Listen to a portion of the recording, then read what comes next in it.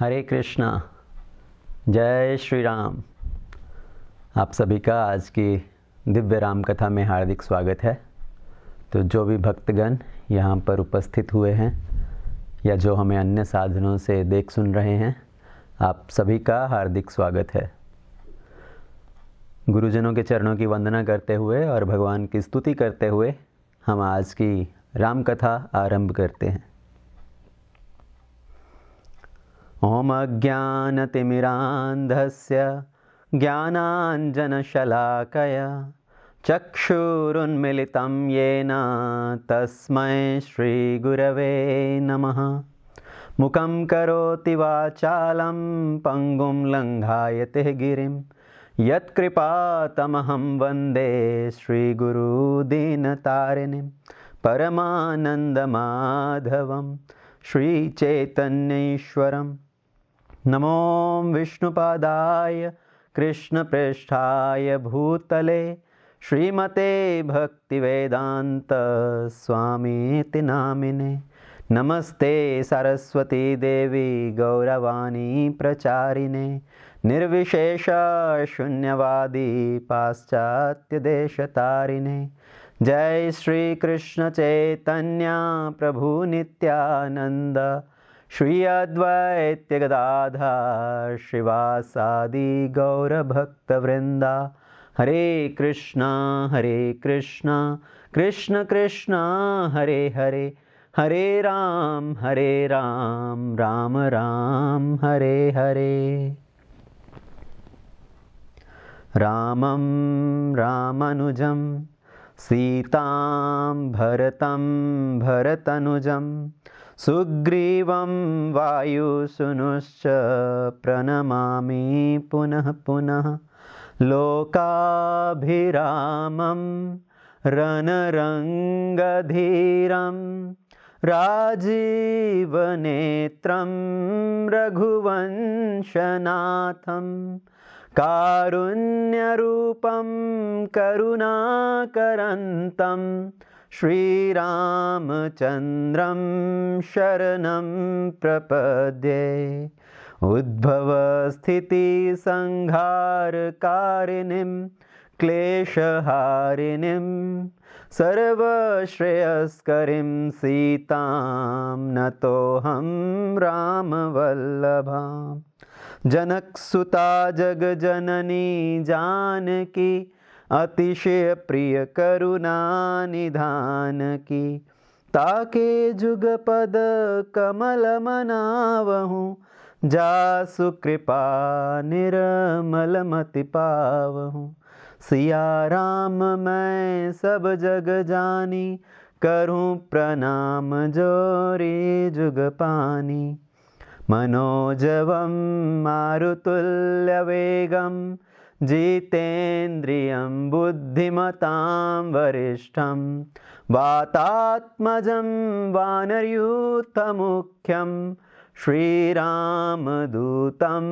शरणं प्रपद्ये। श्रीगुरुचरण सरोज रज निजमन मुकुर सुधार। वर्णौ रघुवर विमल जश जोदायक फलचार। बुद्धिहीन तनु जानिके सुमिरो पवन कुमार। बल बुद्धि विद्या देहु मोहे हरौ कलेश विकार। सियावर राम जय जय राम मेरे प्रभु राम जय जय राम। श्री रामचंद्र भगवान की जय। सीताराम लक्ष्मण हनुमान की जय। श्रील प्रभुपाद की जय। अनंत कोटि वैष्णव वृंद की जय। तो गत दिवस में हमने श्रवण किया कैसे राम जी ने शिव धनुष को भंग किया और उनका सीता जी के साथ विवाह हुआ। दशरथ महाराज पूरी बारात लेकर अयोध्या से जनकपुरी में आए और धूमधाम से चारों राजकुमारों का जनक जी की चारों पुत्रियों के साथ विवाह हुआ। जनक जी की 2 पुत्रियां और उनके भ्राता की 2 पुत्रियां, तो सबका विवाह हुआ और बारात 6 महीने तक जनकपुरी में रही। जब भी दशरथ महाराज जनक जी से आज्ञा मांगते, अभी हमें बारात वापस लेके जाने की आज्ञा दीजिए, तो जनक जी उनको वहीं पर रोक लेते कि आप कुछ समय और रहिए, कुछ समय आपका हमें और स्वागत सत्कार करने दीजिए। तो दशरथ महाराज पूरी बारात के साथ 6 महीने तक जनकपुरी में रहे और फाइनली उन्होंने जनक महाराज से प्रार्थना की कि अभी आप हमें जाने दीजिए। तो पूरी बारात सब नववधुओं को लेकर अयोध्या वापस आई। सभी माताओं ने सभी पुत्र वधुओं का स्वागत किया, उनको अच्छे अच्छे उपहार दिए और इस तरह से पूरी अयोध्या में उत्सव का वातावरण था। पूरी अयोध्या में उत्सव मनाया जा रहा है राम जी के विवाह की खुशी में। सब नगरवासी पूरे नगर को सजाकर उत्सव मना रहे हैं, मंगल गीत गाए जा रहे हैं, गाजा बाजा बजाया जा रहा है। तो पूरी अयोध्या में खुशी का वातावरण था। पर जैसे हम जानते हैं कि अगर बहुत अधिक खुशी भी हो जाए तो अधिक खुशी भी ज़्यादा देर तक नहीं टिकती। राम जी 11 वर्ष तक अयोध्या में रहे और उस पूरे 11 वर्ष की अवधि में पूरी अयोध्या में सब तरफ सुख शांति था, सब तरफ आनंद का वातावरण था। पर जैसे जो खुशी है वो ज़्यादा देर तक नहीं टिकती। किसी भी चीज़ की जो अति है, अति किसी भी वस्तु की अच्छी नहीं है। अत का भला न बोलना, अत की भली न चूप, अत का भला न वरसना, अत की भली न धूप। ना तो अधिक बोलना ज़्यादा अच्छा है, ना ही अधिक चुप रहना ज़्यादा अच्छा है, ना ही अधिक बारिश होना ज़्यादा अच्छा है और ना ही अगर बहुत तेज़ धूप पड़े, ना ही वो ज़्यादा अच्छी है। अगर कोई व्यक्ति बहुत ज़्यादा बात करता है तब भी लोग परेशान हो जाते हैं कि अरे ये व्यक्ति कब चुप करेगा। जब कथा भी चल रही होती है, कोई वक्ता कथा करते जा रहे हैं, बोलते जा रहे हैं, बोलते जा रहे हैं, तो जो श्रोता हैं कई बार वो परेशान हो जाते हैं, अरे ये प्रभु जी कब चुप करेंगे, ये तो बोलते ही जा रहे हैं, 3 घंटे हो गए, 4 घंटे हो गए। तो अत का भला न बोलना और अत की भली न चूप। अगर कोई व्यक्ति बहुत चुप रहता है तब भी अच्छी बात नहीं है। अगर आपके सामने किसी के साथ गलत व्यवहार किया जा रहा है, किसी को परेशान किया जा रहा है और हम उसको चुपचाप देखते रहें, चुपचाप सहन करते रहें, तो वो भी अच्छी बात नहीं है। गलती को चुपचाप सहन कर जाना, गलत चीज़ को देखकर भी उसके विरोध ना करना, तो वो अच्छी बात नहीं है। तो अत का भला न बोलना, अत की भली न चूप, अत का भला न बरसना, अत की भली न धूप। अगर बहुत ज़्यादा बारिश हो जाए तो भी वो अच्छा नहीं है। देखिए, बारिश चाहिए, खेतों में अच्छी फसल के लिए बारिश की आवश्यकता है, पर अगर बहुत ज़्यादा बारिश हो रही है, बाढ़ आ जाए, सुनामी आ जाए, तो सब कुछ नष्ट हो जाएगा। तो ज़्यादा बारिश भी बात अच्छी नहीं है। और अगर बहुत ज़्यादा तेज़ धूप हो, बहुत अधिक गर्मी पड़ रही हो, वो भी अच्छा नहीं है। बहुत सारे लोग होते हैं जो ज़्यादा गर्मी पड़ने से, हीट स्ट्रोक से जिनकी मृत्यु हो जाती है। तो किसी भी चीज़ की अति अच्छी नहीं मानी गई। और उसी तरह से अगर बहुत ज़्यादा आनंद आ जाए जीवन में, बहुत ज़्यादा सुख आ जाए, तब भी वो अच्छा नहीं है। ऐसा क्यों? क्योंकि जब हमारे जीवन में बहुत सारा आनंद आ जाता है, बहुत सुख सुविधाएं होती हैं, हर्ष उल्लास है, तो उस समय व्यक्ति अपने ऐश्वर्य में डूबकर अपनी मर्यादा को भूल जाता है। तो इसलिए जीवन में थोड़ा संकट, थोड़ा कष्ट होना भी आवश्यक है, ताकि कष्ट के समय हमको भगवान की याद आती रहे। कष्ट में लोगों को अपना इष्ट याद आता है। दुख में सिमरण सब करें, सुख में करे न कोई। सुख में जो सिमरण करे, तो दुख काहे को होए। तो अगर किसी के पास बहुत ज़्यादा सुख सुविधा है, तब भी वो भगवान को भूल जाते हैं। जैसे अगर हम देखें समाज में, तो जितने भी ये गलत आदतें हैं, बुरी आदतें हैं, कौन इनका शिकार होता है? गरीब व्यक्ति को बुरी आदतें लगती हैं या अमीर व्यक्ति को? जितने भी ये कैसीनोज हैं, पब्स हैं, क्लब्स हैं बड़े बड़े, यहाँ पर गरीब व्यक्ति जाता है या अमीर व्यक्ति जाता है?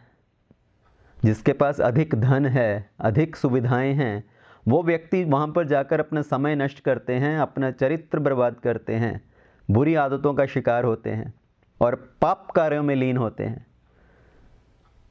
तो ज़्यादा सुख सुविधा जीवन में अच्छी नहीं मानी गई। इसलिए हमें भगवान से ये प्रार्थना करनी चाहिए कि प्रभु मेरे जीवन में थोड़ा कष्ट आता रहे, ताकि मुझे आपकी याद बनी रहे। कौन है इस दुनिया में जो इस तरह की प्रार्थना करेंगे भगवान से कि हे प्रभु मुझे थोड़ा कष्ट देते रहिए। ये भागवतम में हम कुंती महारानी के बारे में सुनते हैं। कुंती देवी जो पांडवों की माता हैं, वो भगवान से क्या प्रार्थना करती हैं कि हमारे जीवन में मुसीबतें आती रहें, क्योंकि जब मुसीबतें आती हैं तो उसका मतलब है हमें आपकी कृपा प्राप्त होती रहेगी। तो बहुत सारा सुख सुविधा होना भी भगवान को भुला सकता है, इसलिए जीवन में कष्ट होना, ताकि हम भगवान को याद करते रहें, ये आवश्यक है। और सुख सुविधा आने से भगवान जीवन से चले जाते हैं, यही राम वनवास है। राम वनवास का तात्विक अर्थ क्या है? जब हम अपने जीवन में से राम को भुला दें, हमने हमारे हृदय से हम राम को बाहर निकाल दें और ये जो संसार की भौतिक वस्तुएं हैं, भौतिक इच्छाएं हैं, उनको हम अपने हृदय में स्थान दे दें, तो यही राम वनवास है। राम का अर्थ है मर्यादा, धर्म। तो जब जीवन में किसी के पास बहुत सुख सुविधा होती है, तो उनके जीवन से धर्म और मर्यादा चली जाती है। जिनके पास बहुत अच्छी पोजीशन होती है, वही लोग ज़्यादा गलत काम करते हैं। तो पूरी अयोध्या में सुख ही सुख छा गया, सब आनंद ही आनंद था, और यही राम वनवास का कारण है। तो पूरी अयोध्या हर्षोल्लास में छाई हुई है। एक दिन दशरथ महाराज अपनी सभा में बैठे हुए थे, अपने मंत्रिमंडल के साथ विचार विमर्श कर रहे थे। तो सब मंत्री लोगों ने दशरथ महाराज की खूब प्रशंसा करनी आरंभ की। दशरथ महाराज, आप बड़े भाग्यशाली हैं, आपको 4 पुत्र प्राप्त हुए। आपके पुत्र आपके कितने आज्ञाकारी हैं, और अभी आपको 4 अच्छी पुत्र वधुएं भी प्राप्त हुई। आपका जीवन धन्य है, आपका राज्य सब जगह खुशहाल है, आपके राज्य में किसी तरह का कोई कष्ट संकट नहीं है, आप बड़े महान हैं। तो सब मंत्रिमंडल दशरथ महाराज की प्रशंसा कर रहे थे। देखिए, ये जो प्रशंसा है, ये वास्तव में प्रशंसा क्या है? खास तौर पे जो राजा महाराजा लोग होते हैं, उनकी तो बड़ी प्रशंसा होती है कि आपका इतना अच्छा राज्य, आपके कोष में इतना धन, आपको सब सुख सुविधाएं प्राप्त हैं। तो 2 परिस्थितियों में किसी की प्रशंसा होती है।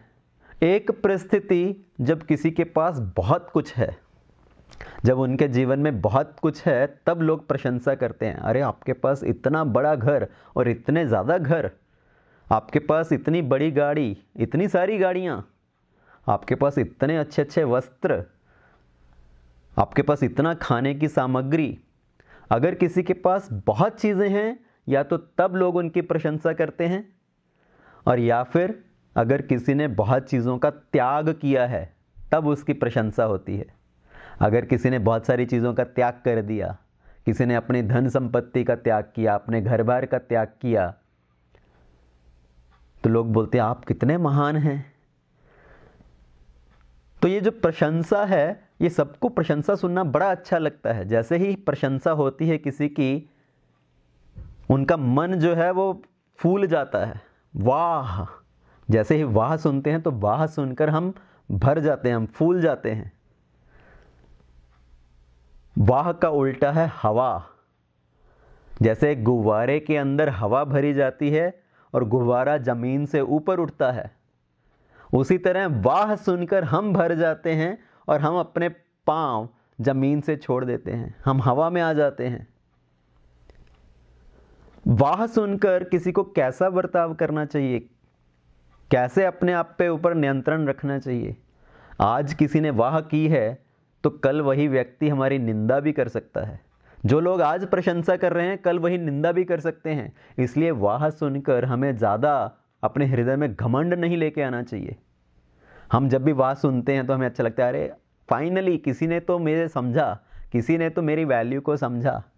कोई बोलता है प्रभु जी आप बड़ा अच्छा कीर्तन करते हैं, प्रभु जी आप बड़ी अच्छी क्लास देते हैं, आप बड़ा अच्छा प्रवचन करते हैं, आप बड़ी अच्छी कुकिंग करते हैं। तो जैसे ही हम अपनी प्रशंसा सुनते हैं तो हमारा हृदय फूल जाता है।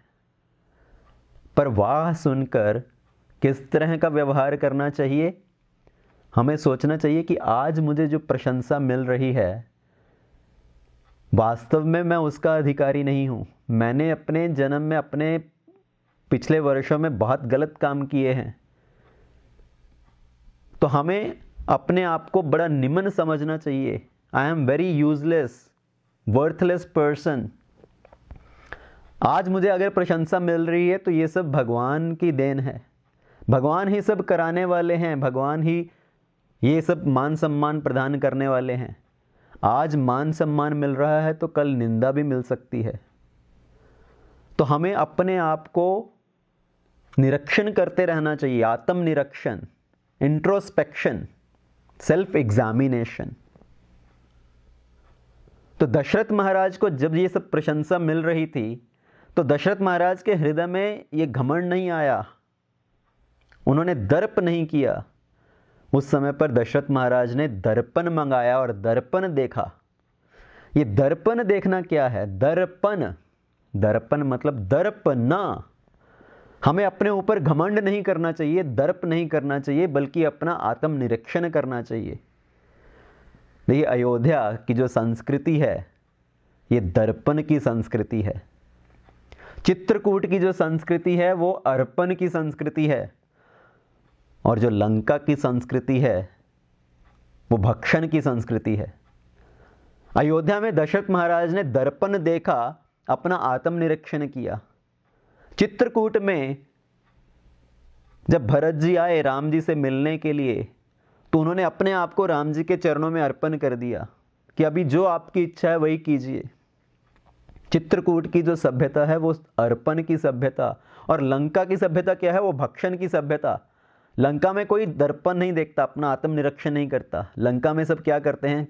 किसी को लूट लिया, किसी को मार दिया, किसी को उठाकर ले आए, किसी का भक्षण कर लिया। तो लंका की जो सभ्यता है वो भक्षण की सभ्यता है। अगर रावण ने अपना आत्मनिरीक्षण किया होता, अगर रावण ने दर्पण देखा होता तो रावण भी साधु बन गया होता।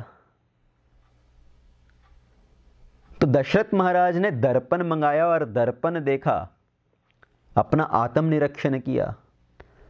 और जैसे ही उन्होंने दर्पण देखा, उनको दर्पण में क्या दिखाई दिया? जब दशरथ महाराज ने अपना मुख देखा दर्पण में तो उनको अपने कान के पास कुछ सफ़ेद बाल दिखाई दिए। और जैसे ही दशरथ महाराज ने वो सफ़ेद बाल देखे तो दशरथ महाराज के हृदय में ग्लानि हुई। ग्लानि किस बात को लेकर हुई? क्या दशरथ महाराज को ये लग रहा था अरे अरे बुढ़ापा आ गया, ये सफ़ेद बाल आने शुरू हो गए, अभी तो मेरे जीवन का अंतिम समय आ गया है, चौथापन आ गया है? क्या उनको ये सोचकर चिंता हुई कि अभी खर्चा बढ़ गया, अभी ये बाल डाई करने पड़ेंगे?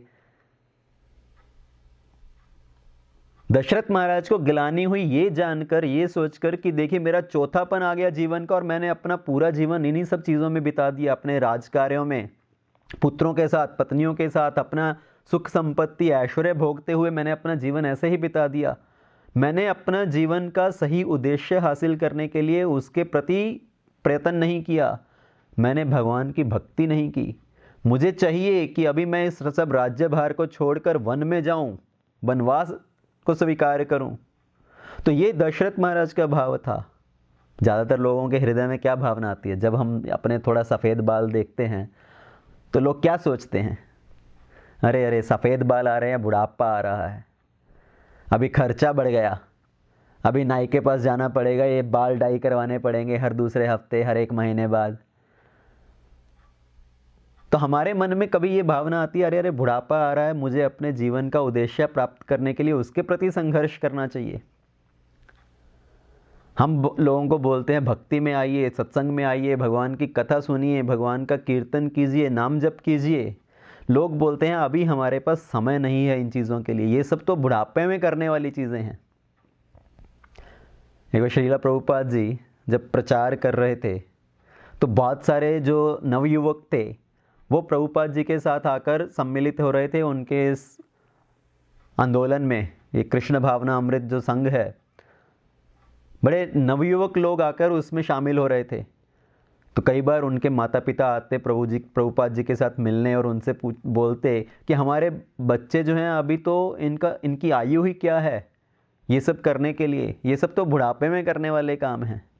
तो ऐसे ही एक भक्त के माता पिता, उनके पिता आए प्रभुपाद जी के पास और बोला आप हमारे बच्चे को घर वापस भेज दीजिए, अभी तो वो नवयुवक है, ये तो बुढ़ापे में करने वाला काम है। तो प्रभुपाद जी ने बोला ठीक है, आप अपने पुत्र को वापस घर भेज दीजिए, आप आ जाइए हमारे पास। तो व्यक्ति बोले नहीं, यदि इसी को रहने दो, मैं तो इतना बूढ़ा हो गया हूँ, मेरे पास तो ना तो कुछ सामर्थ्य है, ना उठने बैठने की क्षमता है, मैं क्या कर पाऊँगा।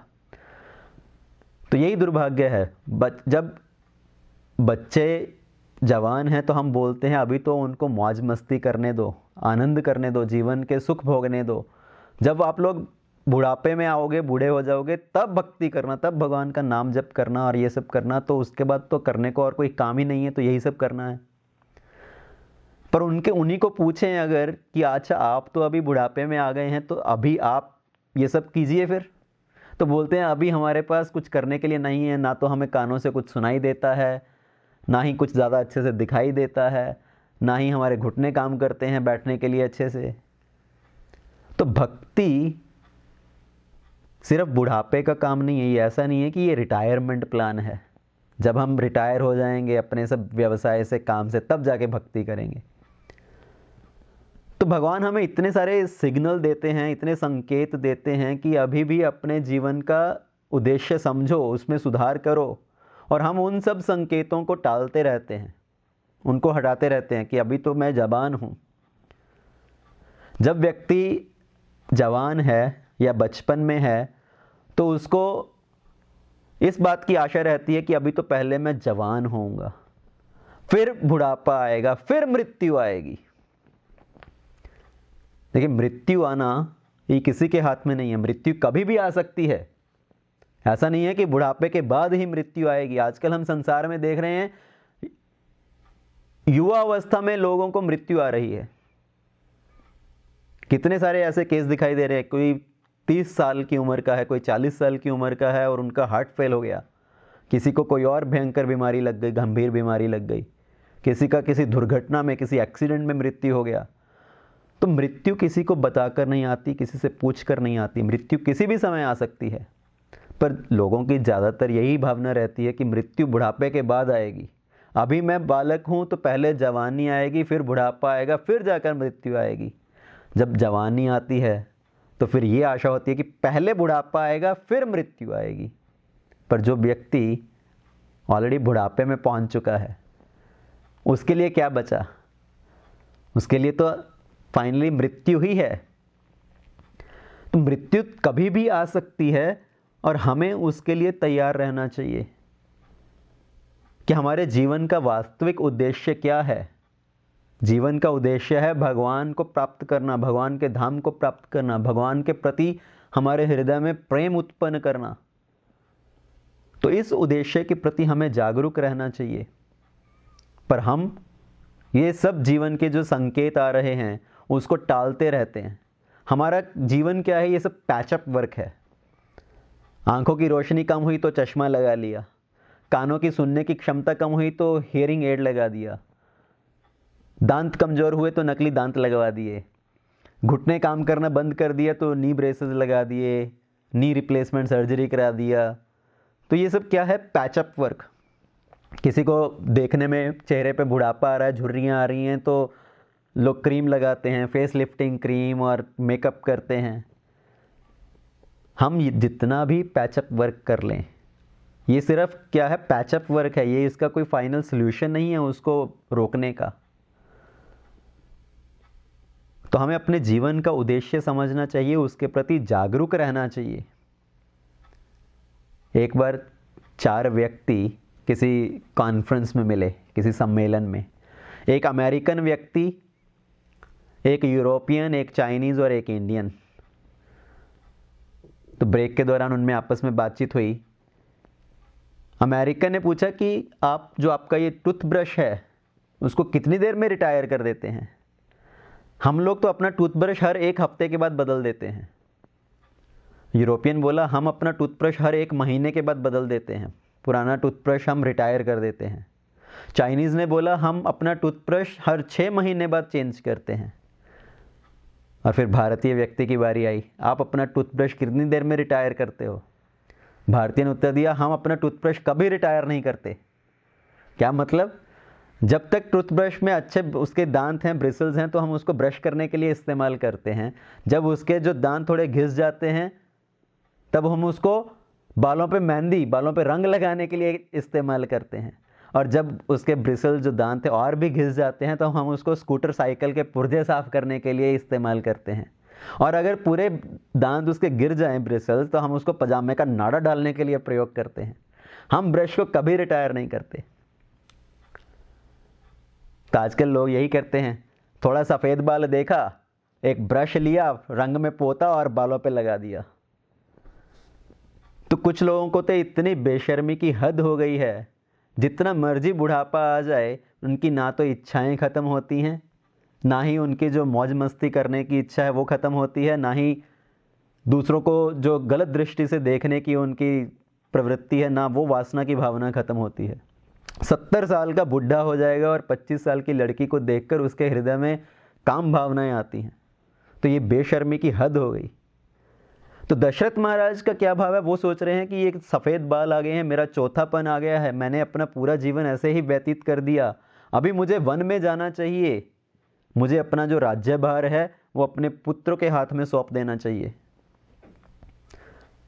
तो दशरथ महाराज ने अपने मंत्रिमंडल से चर्चा किया, विचार विमर्श किया कि मेरे हृदय में ये इच्छा आ रही है कि मैं अपना जो राज्य है अब अपने पुत्र राम को सौंप दूं। और सब मंत्रिमंडल में उसको स्वीकृति दिया कि ये आपका बहुत अच्छा विचार है, आपको तुरंत ऐसा ही करना चाहिए। तो उसी समय दशरथ महाराज अपने गुरु वशिष्ठ जी के आश्रम में गए। वशिष्ठ जी से प्रार्थना की कि आप मुझे समझाइए कि मुझे क्या करना चाहिए। मेरे हृदय में ये इच्छा है कि मैं राम को राज्य बनाऊं। नाथ राम करी अहि जुव राजू, कहूँ कृपा करी करो समाजू। आप बताइए कि मुझे क्या करना चाहिए। वशिष्ठ जी ने कहा, आपके हृदय में ये भावना आई है कि राम को राजा बनाना चाहते हैं, ये बहुत अच्छा विचार है, तो इसमें अभी विलंब मत कीजिए, आप तुरंत राम को राजा बना दीजिए। तो जो साधु जन हैं, जो महात्मा जन हैं, वो यही परामर्श देते हैं कि अगर आपके हृदय में कुछ अच्छा कार्य करने की भावना आई है तो उसी समय उसको कर डालो, उसको कल के ऊपर मत डालो। कल करे सो आज कर, आज करे सो अब। पर इस संसार में लोगों की क्या प्रवृत्ति रहती है, उनका क्या भाव रहता है? आज करे सो कल कर, कल करे सो परसों, इतनी भी क्या जल्दी है जब जीना इतने बरसों। तो हम अपने कार्य को कल के ऊपर टालते रहते हैं। वशिष्ठ जी ने बोला, आपको राम को राजा बनाना है तो विलंब मत कीजिए, अभी के अभी बना दीजिए। कोई अच्छा मुहूर्त या अच्छा दिन देखने की आवश्यकता नहीं है। जिस दिन जिस मुहूर्त राम राजा बनेंगे वो मुहूर्त शुभ हो जाएगा। तो दशरथ महाराज ने वशिष्ठ जी की ये बात सुनी और उन्होंने बोला, ठीक है, हम राम को राजा बना देते हैं, तो कल हम ये जो राज्याभिषेक का कार्यक्रम है वो कल करते हैं। दशरथ महाराज ने उस कार्य को कल के ऊपर टाल दिया और यही दशरथ महाराज ने बहुत बड़ी गलती कर दी। उन्होंने जब इस कार्य को कल के ऊपर टाल दिया। हमारे जीवन में भी ऐसे बहुत सारे समय आते हैं जब हम सोचते हैं कि मैं कुछ करना चाहता हूं और उस कार्य को हम कल पे ऊपर टालते रहते हैं, फिर कल के बाद कल पे ऊपर, फिर परसों के ऊपर। लोगों को हम बोलते हैं सत्संग में आइए, अगले हफ्ते आएंगे, नाम जप कीजिए भगवान का, अच्छा कल से करेंगे, तो ये कल कभी नहीं आता। जो बीत गया कल है वो गड़ा मुर्दा है, जो आने वाला कल है वो अंधकार में है। कल का किसी को क्या भरोसा, कल क्या होने वाला है। कल आप सोकर नींद से वापस भी उठोगे कि नहीं, किसको इसका भरोसा है। कल कोई तूफान आ जाए, कोई सुनामी आ जाए, कोई भूकंप आ जाए, कोई टेररिस्ट अटैक हो जाए, कल हम बचे ना बचे इसका क्या भरोसा, कल हो ना हो। तो अगर हम जीवन में कुछ अच्छा कार्य करना चाहते हैं तो उसको उसी समय उसका संकल्प लेना चाहिए कि मुझे अभी करना है, ये अभी से आरंभ करना है। एक बार एक व्यक्ति एक महात्मा जी के पास गया, उनसे प्रश्न किया कि मेरे हृदय में ये जिज्ञासा है, मैं ये जानना चाहता हूं कि मैं इस संसार में मुक्त कैसे हो सकता हूं। तो उस महात्मा ने पूछा, सिर्फ तुम ये जानना चाहते हो कि मुक्त कैसे होना है या वास्तव में मुक्त होना चाहते हो। तो उसने बोला, वास्तव में मैं मुक्त होना चाहता हूं, मुझे कृपया करके बताइए कि मैं अपने जीवन में मुक्त कैसे हो सकता हूं। तो उस महात्मा ने कहा, अगर वास्तव में तुम मुक्त होना चाहते हो तो ये 2 कार्य तुरंत कर डालो, विलंब मत करो। ये 2 कार्य क्या हैं? एक तो जिसका जो देना है उसको देकर खत्म करो, और दूसरा किसी से भी लेना बंद कर दो। तो अगर हम ये अपने जीवन में 2 कार्य कर दें, अगर किसी को हमें कुछ देना है तो उनको देकर हम अपना अकाउंट क्लियर कर दें, और दूसरों से लेना बंद कर दें, दूसरों से कुछ भी एक्सपेक्टेशन की जो भावना है उसको बंद कर दें। आजकल ये देने का जो सिस्टम है वो तो इतना गहरा हो चुका है कि ये लेन देन का काम पूरी ज़िंदगी बंद हो ही नहीं सकता। आजकल व्यक्ति हर चीज़ को उपलब्ध करने के लिए इस जीवन में पहले तो वो लोन लेता है। घर बनाना है तो लोन लेना, कार खरीदनी है तब लोन लेना, किसी वेकेशन पे जाना है तब लोन लेना। अब तो यहाँ तक हद हो गई, किसी को अपनी छुट्टियाँ मनानी है, कोई वेकेशन मनानी है, हॉलीडे सीज़न है, तब भी उसके लिए लोन उपलब्ध है कि आप दूसरों को अच्छे अच्छे गिफ्ट देना चाहते हो, अपनी अच्छे से हॉलीडे बनाना चाहते हो, तो उसके लिए भी हमारे पास आपके लिए लोन है। तो जब सिर के ऊपर इतने सब लोन हैं, लोग घर के ऊपर घर बनाने के लिए लोन लेते हैं और पूरा जीवन उस कर्ज को चुकाने के लिए निकल जाता है। 30-30 साल के लिए कर्ज लिया है और पूरा जीवन उसी में निकल जाएगा उस लोन को चुकाने के लिए। तो ये लेने देने का सिस्टम बंद होगा कैसे? आजकल लोगों के पास जेब में क्या है? Plastic money. ये क्रेडिट कार्ड जो हैं ये प्लास्टिक मनी है। लोग क्रेडिट कार्ड यहाँ पर भी देखो उसको यूज़ करते हैं कुछ भी चीज़ खरीदने के लिए, अपनी क्षमता से अधिक स्पेंड करते हैं। तो जीवन में सुख और शांति आएगी कैसे? जब हमारे सर के ऊपर इतना सब कर्ज का भार है तो जीवन में सुख शांति होगी भी कैसे? तो अगर जीवन में वास्तव में मुक्त होना है तो लेना बंद करना और जिसको देने वाला है उसको देकर काम खत्म करना। और हम लोग सोचते रहते हैं हम आज नहीं कल करेंगे। तो यही दशरथ महाराज ने भी भूल की। उन्होंने सोचा कि मैं राम का राज्याभिषेक कल करता हूँ। उन्होंने अपने सभी मंत्रिमंडल को बुलाया, उनको निर्देश दिया कि आप राम को राजा बनाने के लिए, उनके राज्याभिषेक करने के लिए सब प्रबंध करो। राम जी को ये सूचना दी गई कि कल आपका राज्याभिषेक किया जाएगा।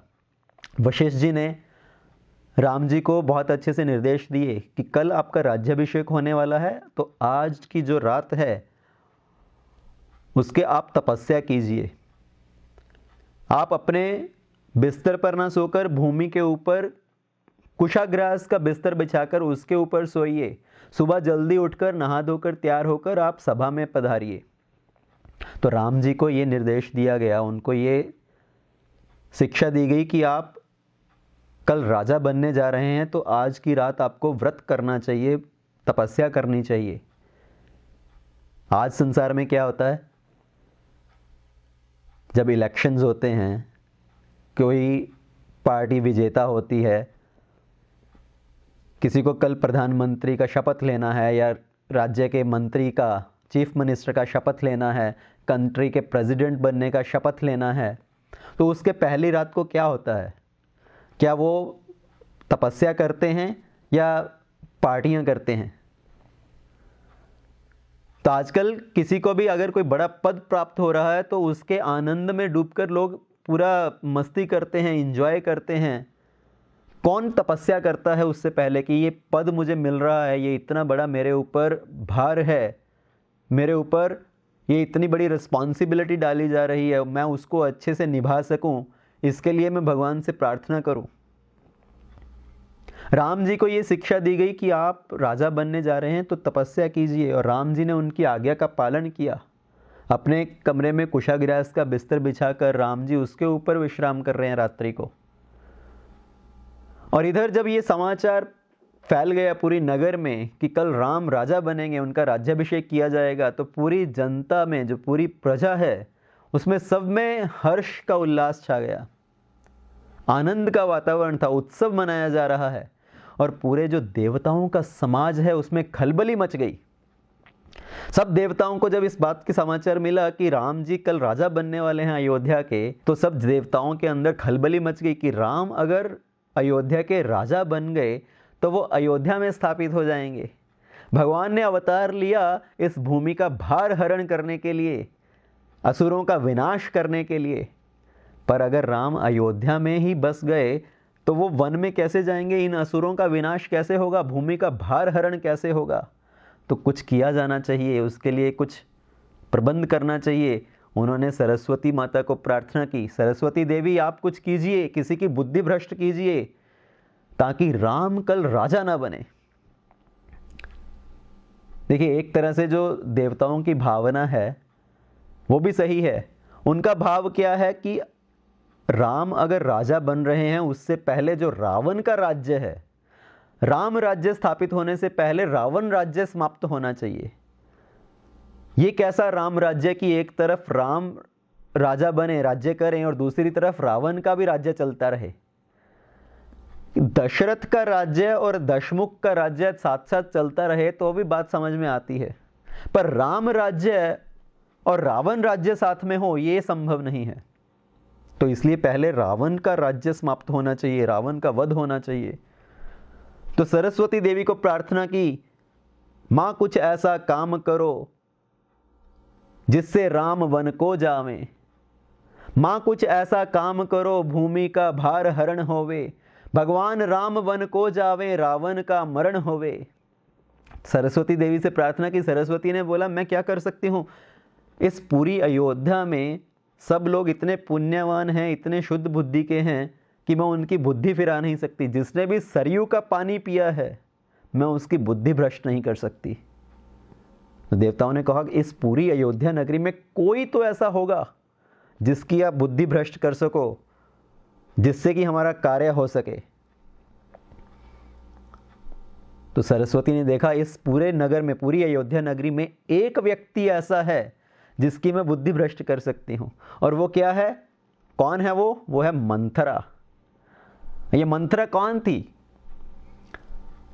इस मंथरा के बारे में सब शास्त्र मौन हैं। किसी शास्त्र में मंथरा के बारे में कुछ ज़्यादा नहीं बताया। किसकी पुत्री थी, किस राज्य से आई थी, किसकी कन्या है, कुछ इसके बारे में ज़्यादा पता नहीं है। बस इतना है कि ये कैकेयी के साथ विवाह के बाद उसकी दासी बनकर आई थी। कैकेयी के पिता ने उसको कैकेयी के साथ भेजा था उसकी दासी के रूप में। तो ये अयोध्या की रहने वाली नहीं है, ये दहेज का माल है। हमारे शास्त्रों में दो ऐसे दहेज के माल हुए, दो ऐसे व्यक्ति हुए जो दहेज में आए और उन्होंने पूरा सर्वनाश किया, पूरा सत्यानाश किया। एक मंथरा, ये मंथरा भी दहेज में आई थी कैकेयी के साथ और उसने पूरा सब सत्यानाश किया। और दूसरा व्यक्ति था जो दहेज में आया, वो था शकुनी। वो गंधारी के साथ विवाह में दहेज के रूप में आया था और हम जानते कैसे उसने पूरे कौरव वंश का विनाश किया। तो ये दहेज का माल है, ये बड़े सर्वनाश का कारण बनता है। तो शास्त्रों में ये बड़ा अच्छा संकेत दिया गया है। आजकल लोगों को लगता है हमें दहेज चाहिए। जब पुत्र का विवाह होता है तो माता पिता की ये बड़ी आशा होती है कि कन्या पक्ष के जो लोग हैं अच्छा अच्छा सब दहेज प्रदान करें, हमें बहुत सारा पैसा दहेज में मिले, बड़ी गाड़ी और ये सब अप्लायंसेस। तो उनकी ये सब इच्छा रहती है दहेज लेने की। पर इस दहेज की वजह से कितने घर बर्बाद हुए हैं, कितने सब संबंध बर्बाद हुए हैं। माता पिता का अपने पुत्र और बहू के साथ संबंध बिगड़ना, बहू का अपनी सास ससुर के साथ, अपनी ननद के साथ और सब और परिवार वालों के साथ संबंध बिगड़ना, इस दहेज ने बहुत घर तोड़े हैं। पर सास की जो आशा रहती है कि मेरी बहू आएगी तो बहुत सारा दहेज में लेकर आए। जब बहू घर पर आती है तो पास पड़ोस की महिलाएं बहू को देखने के लिए आती हैं। ये कस्टम है कि सब औरतें आती हैं बहू का मुख देखने के लिए पहली बार, उसको मुंह दिखाई में कुछ उपहार दिए जाते हैं। तो आस पड़ोस की सब रिश्तेदार की महिलाएं आती हैं, देखती हैं कि अरे तुम्हारी बहू बड़ी सुंदर है, बड़ी सुशील है। और सास कई बार क्या बोलेगी, क्या खाक सुंदर है, सुशील है, दहेज में तो कुछ लेके नहीं आई है, खाली हाथ आई है, कुछ दहेज नहीं लाई। तो उनका पूरा ध्यान बस इसी चीज में रहता है कि दहेज में क्या लाई है। चाहे वो जितनी मर्जी सुंदर और सुशील हो, उससे कुछ मतलब नहीं है, बस दहेज से मतलब है। ये देखते हैं लोग कि दहेज में क्या लेकर आई है। लोग ये नहीं देखते कि हमारे घर पे जो बहू आई है वो अपने पीछे छोड़ कर के आई है। वो अपने माता पिता को छोड़कर आई है, अपने भाई बंधुओं को छोड़कर आई है, अपना घर छोड़कर आई है। पर उनका पूरा जो बुद्धि है, पूरा ध्यान है इन्हीं चीज़ों में रहता है कि दहेज में क्या लेकर आई है। और ये दहेज ने बहुत सब समस्याएं की हैं, बहुत घरों को बर्बाद किया है। तो शास्त्रों से हमें सीखना चाहिए। ये मंत्र शकुनी जो दहेज रूप में आए थे, उन्होंने कितना विनाश किया। तो सरस्वती ने इस मंत्रा को देखा और इस मंत्रा की बुद्धि भ्रष्ट की। पूरा जो नगर है, पूरे नगर में उत्सव मनाया जा रहा है, पर ये मंत्रा है, इसको क्रोध आ रहा है कि राम राजा बनेगा। भागी भागी वो केकई के पास गई, केकई के कक्ष में। बर्बाद हो गए, सब नष्ट हो गया, सब बर्बाद हो गया, सब लुट गया। केकई ने पूछा, मंत्रा क्या हुआ, तुम ये सब क्यों बोल रही हो? तो मंत्रा ने बोला, तुम्हें कुछ मालूम नहीं है तुम्हारे साथ क्या हो गया, तुम्हारा सब नष्ट हो गया, तुम बर्बाद हो गई। केकई ने पूछा, बताओ तो सही हुआ क्या है? मंत्रा ने बोला, कल राम राजा बनेगा।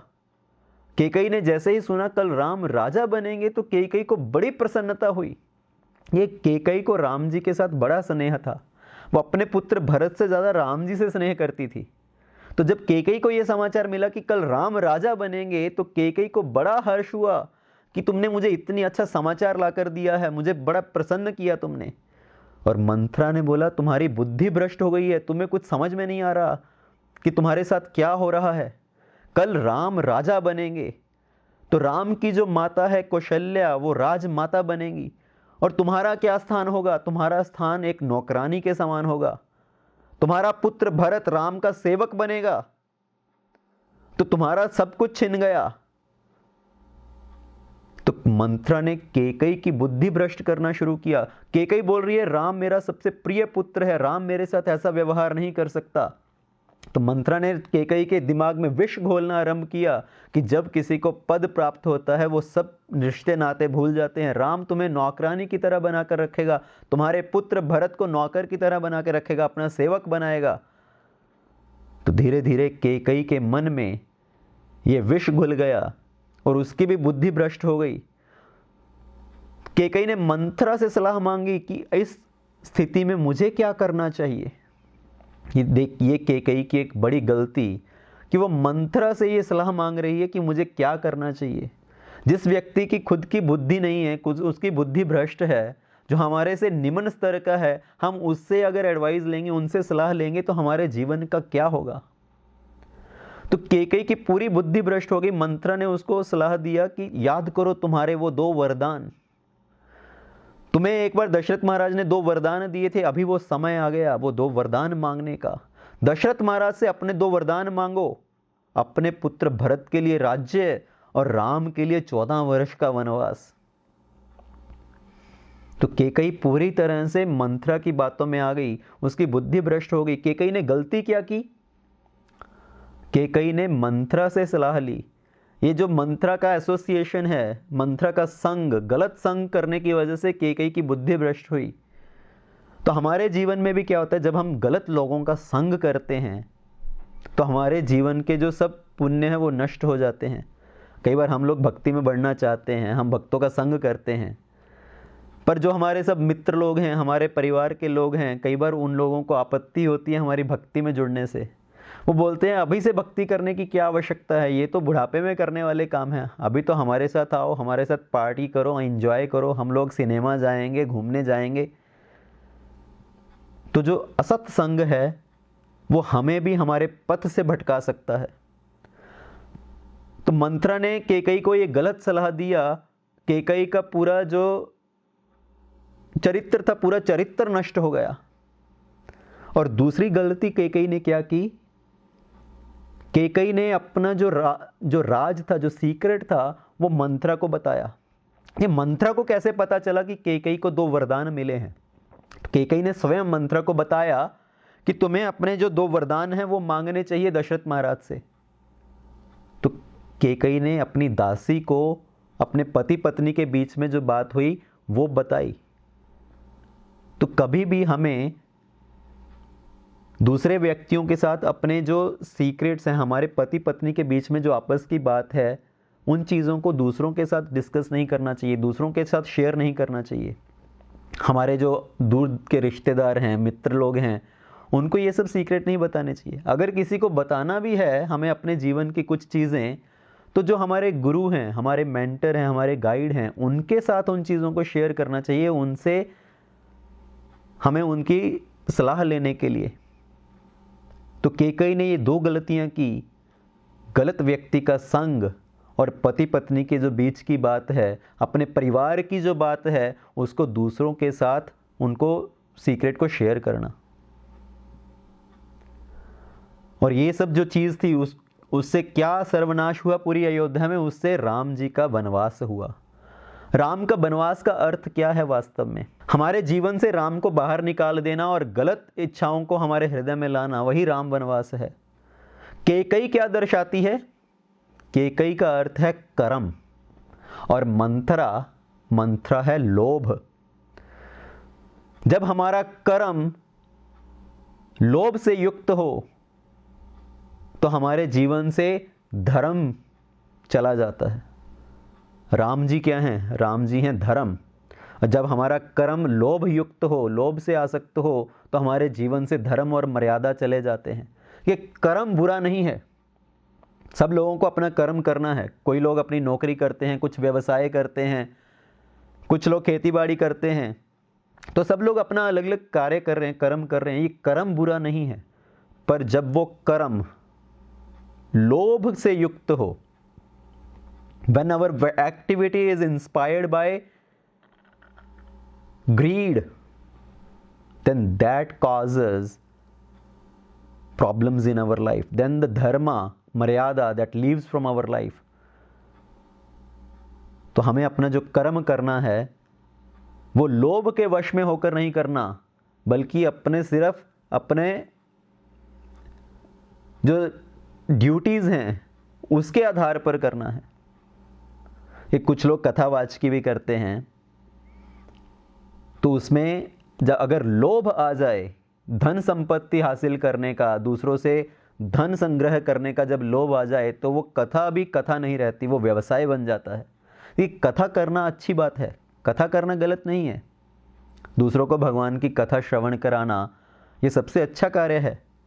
पर जब वो कथा कर रहे हैं, उसका अगर उद्देश्य ये बन जाए कि मुझे धन कमाना है, कैसे मैं दूसरों से अधिक धन अर्जन कर सकूं, तो उस कथा करने में भी जब लोभ आ जाए, तो ना तो स्वयं का चरित्र में कोई सुधार होगा, ना ही सुनने वालों के चरित्र में कुछ सुधार होगा। कुछ लोग कथा करते हुए बहुत अलग अलग तरह के भजन गाएंगे, कुछ करेंगे। उनका उद्देश्य क्या रहता है कि भजन करते हुए, जब भजन कीर्तन चल रहा है, तो लोग उठकर नाचेंगे और पैसे न्यौछावर करेंगे। तो जब उनके हृदय में ये भाव हो कि मुझे पैसा एकत्रित करना है कथा के माध्यम से, तो ना तो उनके स्वयं के जीवन में राम है और ना ही दूसरों के जीवन में राम आ सकता है। तो जब हमारा कर्म लोभ के वश में हो, तब जीवन से राम हमारे चले जाते हैं। यही राम वनवास है। तो कैकेयी ने मंथरा से सलाह विमर्श किया। कैकेयी ने मंथरा की बात मानी और मंथरा की बात मानकर कैकेयी कोप भवन में चली गई कि मुझे दशरथ महाराज से अपने ये 2 वरदान चाहिए। कैकेयी ने अपने सब अच्छे कपड़े आभूषण सब त्याग दिए, फटे पुराने काले वस्त्र पहनकर वो कोप भवन में चली गई। देखिए, उस समय के राजा महाराजा कोप भवन भी बनाते थे अपने घर में, अपने महल में। कोप भवन मीन्स क्रोध भवन, एंगर चैम्बर। हम लोग घर बनाते हैं तो घर के अंदर ड्राइंग रूम है, किचन है, बाथरूम है, लिविंग रूम है, बेडरूम है। तो पर बेडरूम के अंदर एक वॉक इन क्लोजेट भी हो सकता है, सब कपड़े वगैरह रखने के लिए। पर उस समय राजा महाराजा लोग महलों के अंदर एक कोप भवन भी बनाते थे कि अगर किसी रानी को कुछ समस्या है, कुछ उसकी इच्छा है ऐसी जिसकी वो पूर्ति करने के लिए उनको कुछ प्रॉब्लम हो रहा है, तो वो अपना कोप भवन में चली जाती थी। और राजा को सूचना मिलती थी कि इस रानी को कुछ कष्ट है, वो कोप भवन में चली गई है। तो राजा आते थे उनका सब कष्ट दूर करने के लिए, उनकी इच्छा पूर्ति करने के लिए। तो कैकेयी ने अपने सब अच्छे कपड़ों आभूषणों का त्याग किया और कोप भवन में चली गई। और वो समाचार दशरथ महाराज के पास पहुंचा कि कैकेयी किसी बात को लेकर क्रोध में है। और दशरथ महाराज उसी समय कैकेयी के कक्ष में आए। कैकेयी के कक्ष में आते ही उन्होंने देखा कि सब वस्त्र इधर उधर बिखरे हुए हैं, आभूषण बिखरे हुए हैं। वो कोप भवन के अंदर गए, कैकेयी को देखा कि वो जमीन पर लेटी हुई है, फटे पुराने कपड़े पहनकर। उनके हृदय में बड़ा शोक हुआ कि मेरी प्रिय पत्नी कैकेयी, तुम्हारे क्या कष्ट है, तुम्हें क्या संकट है, तुम्हें किस बात कमी है, तुम्हें क्या चाहिए, मुझे बताओ। तो अगर तुम्हारी कोई इच्छा है जो तुम पूरा करना चाहती हो, अगर किसी ने तुम्हारा अपमान किया है तो मुझे बताओ, मैं तुम्हारी हर इच्छा पूरी करूंगा। और कैकेयी ने बड़े क्रोध से दशरथ महाराज को बोला, आप जब देखो बोलते रहते हैं मांगो मांगो, क्या मांगना है, क्या चाहिए मुझसे मांगो, कभी कुछ दिया भी है? तो कैकेयी पूरा क्रोध दिखा रही है, कभी कुछ दिया भी है? तो ज़्यादातर पत्नियों के साथ ऐसा ही होता है, जब क्रोध आता है तो इसी तरह से बात करते हैं, आपने मेरे लिए कभी कुछ किया भी है जीवन में? तो पति ने पूरे जीवन में जो भी किया हो, जितना सब कुछ किया हो, उनको वो दिखाई नहीं देता। तो फिर बस वही दिखाई देता है जो उनकी इच्छा पूर्ण नहीं हुई। दशरथ महाराज ने पूरे जीवन में उनको इतना सब सुख सुविधाएं दी, इतना ऐश्वर्य दिया, और कैकेयी बोल रही है आप बोलते रहते हो मांगो मांगो मांगो, कभी कुछ दिया भी है? आपको याद है मेरे 2 वरदान? आज मैं आपसे अपने 2 वरदान मांगना चाहती हूं। तो दशरथ महाराज ने बोला, मांगो, जो मांगना है मांगो, मैं तुम्हारे हर इच्छा पूरी करूंगा। मैं तुम्हें इस स्थिति में नहीं देख सकता, मेरे हृदय में बड़ा शोक हो रहा है तुम्हें इस स्थिति में देखकर, तुम्हें जो चाहिए मांगो, मैं तुम्हारी हर इच्छा को पूर्ण करूंगा। तो कैकेयी ने बोला, मेरे ये 2 वरदान, मेरा पहला वरदान है कि आप भरत को राज्य दीजिए, राम की जगह पर भरत को राजा बनाइए।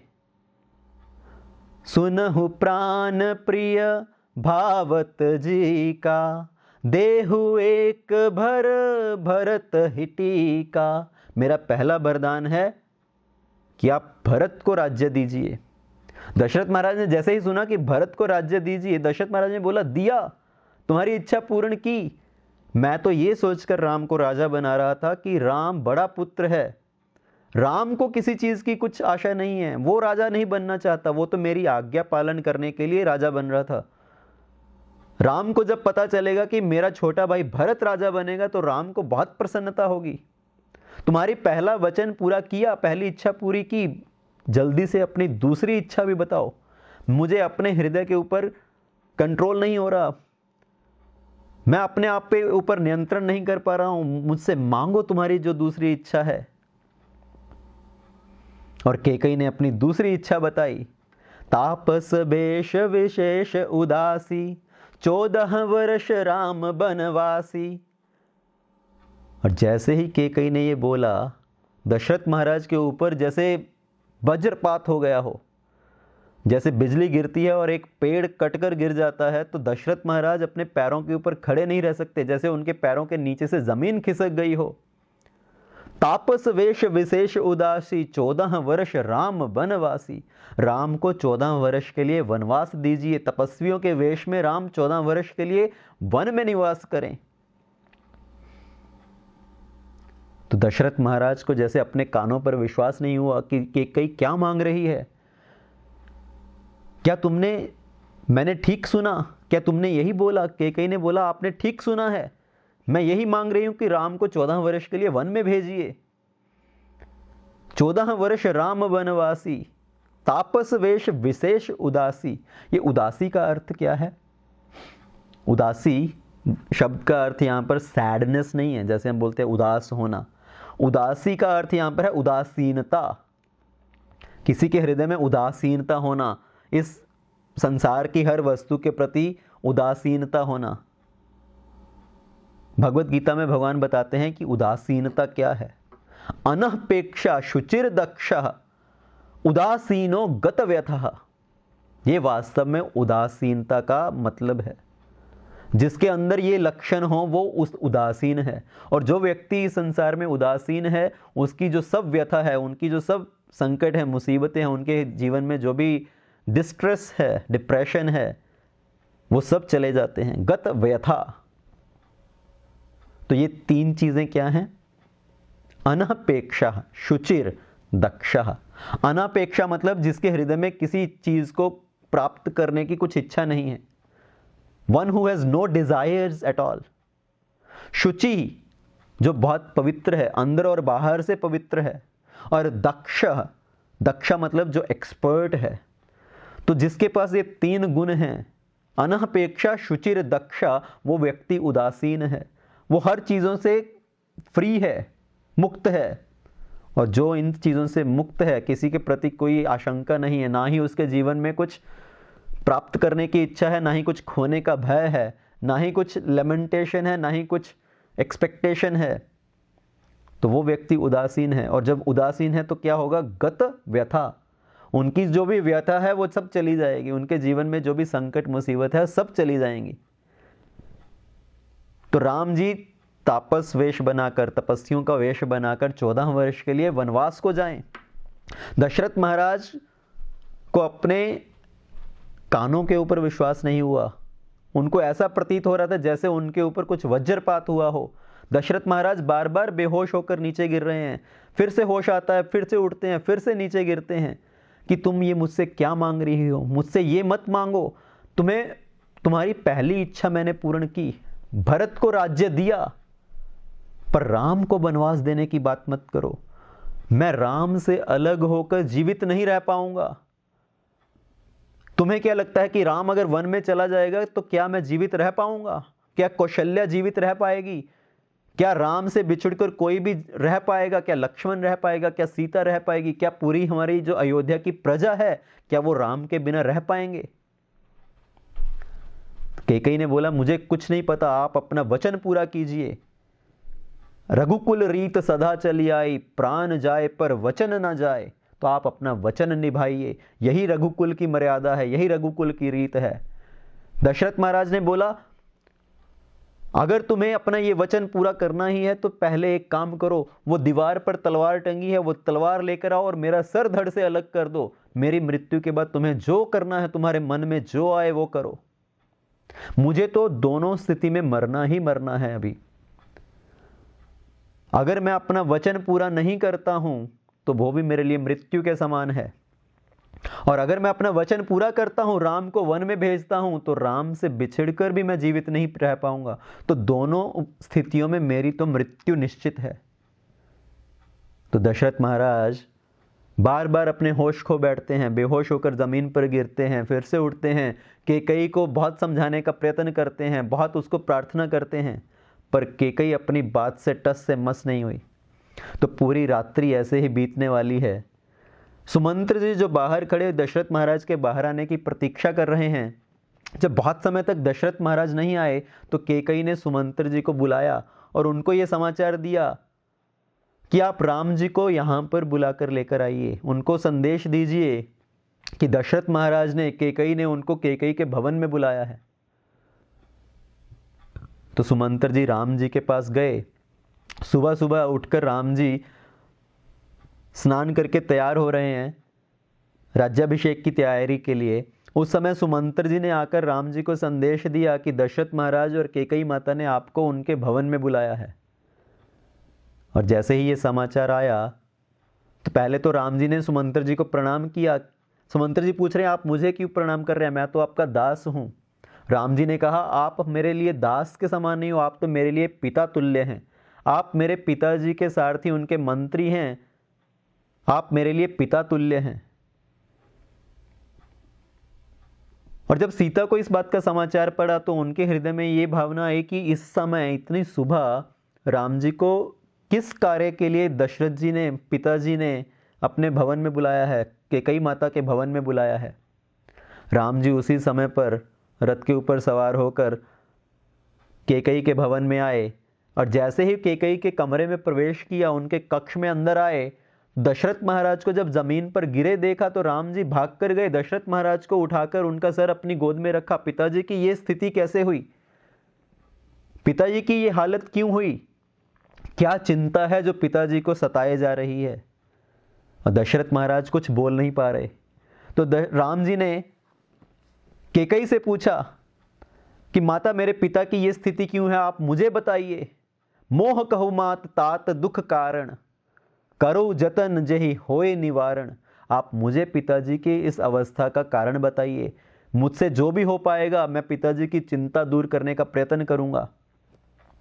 तो कैकेयी ने बताया कि तुम्हारे पिताजी ने मुझे 2 वरदान दिए थे, आज मैंने इनसे अपने ये 2 वरदान मांगे हैं, तो ये अपना वचन निभाने में हिचकिचा रहे हैं। राम जी ने कहा, आप मुझे बताइए, मैं हर प्रयत्न करके पिताजी का वचन पालन करने की कोशिश करूंगा, मैं हर संभव प्रयत्न करूंगा उनका वचन निभाने के लिए। तो कैकेयी ने बोला, तो मैंने तुम्हारे पिताजी से एक वचन मांगा कि कल राम की जगह पर भरत का राज्याभिषेक होना चाहिए। और राम जी ने जैसे ही ये सुना कि कल भरत का राज्याभिषेक होना चाहिए, राम जी भी बड़े प्रसन्न हुए। बस इतनी सी बात, मुझे तो बहुत खुशी होगी कि मेरा छोटा भाई राजा बनेगा, मुझे राज्य नहीं चाहिए, मैं तो पिताजी की आज्ञा पालन करने के लिए ये राजभार ले रहा था। आपकी दूसरी इच्छा क्या है, पिताजी का दूसरा वचन क्या है? दूसरा वचन है, मैं चाहती हूं कि तुम 14 वर्ष के लिए तपस्वी वेश में वन में जाओ। और राम जी ने जैसे ही ये सुना तो वो और भी प्रसन्न हुए। ये तो बड़ा ही अच्छा कार्य है, आपने मेरे ऊपर बड़ी कृपा की है, मुझे वन में जाने का अवसर मिलेगा, साधुओं के साथ, ऋषि मुनियों के साथ संग प्राप्त होगा, उनसे कुछ शिक्षा प्राप्त करने का अवसर मिलेगा, असुरों का विनाश करने का अवसर मिलेगा और धर्म की स्थापना करने का अवसर मिलेगा। तो आपने मुझ पर बड़ा अनुग्रह किया, बड़ी कृपा की है, जो आपने मुझे वन में जाने की आज्ञा दी है। तो राम जी उनकी बात सुनकर बड़े प्रसन्न हुए। उनके हृदय में यह भाव नहीं आया कि आज मैं राजा बनने जा रहा था और राजा बनने की जगह पर एकदम से अभी मुझे वन में भेजा जा रहा है।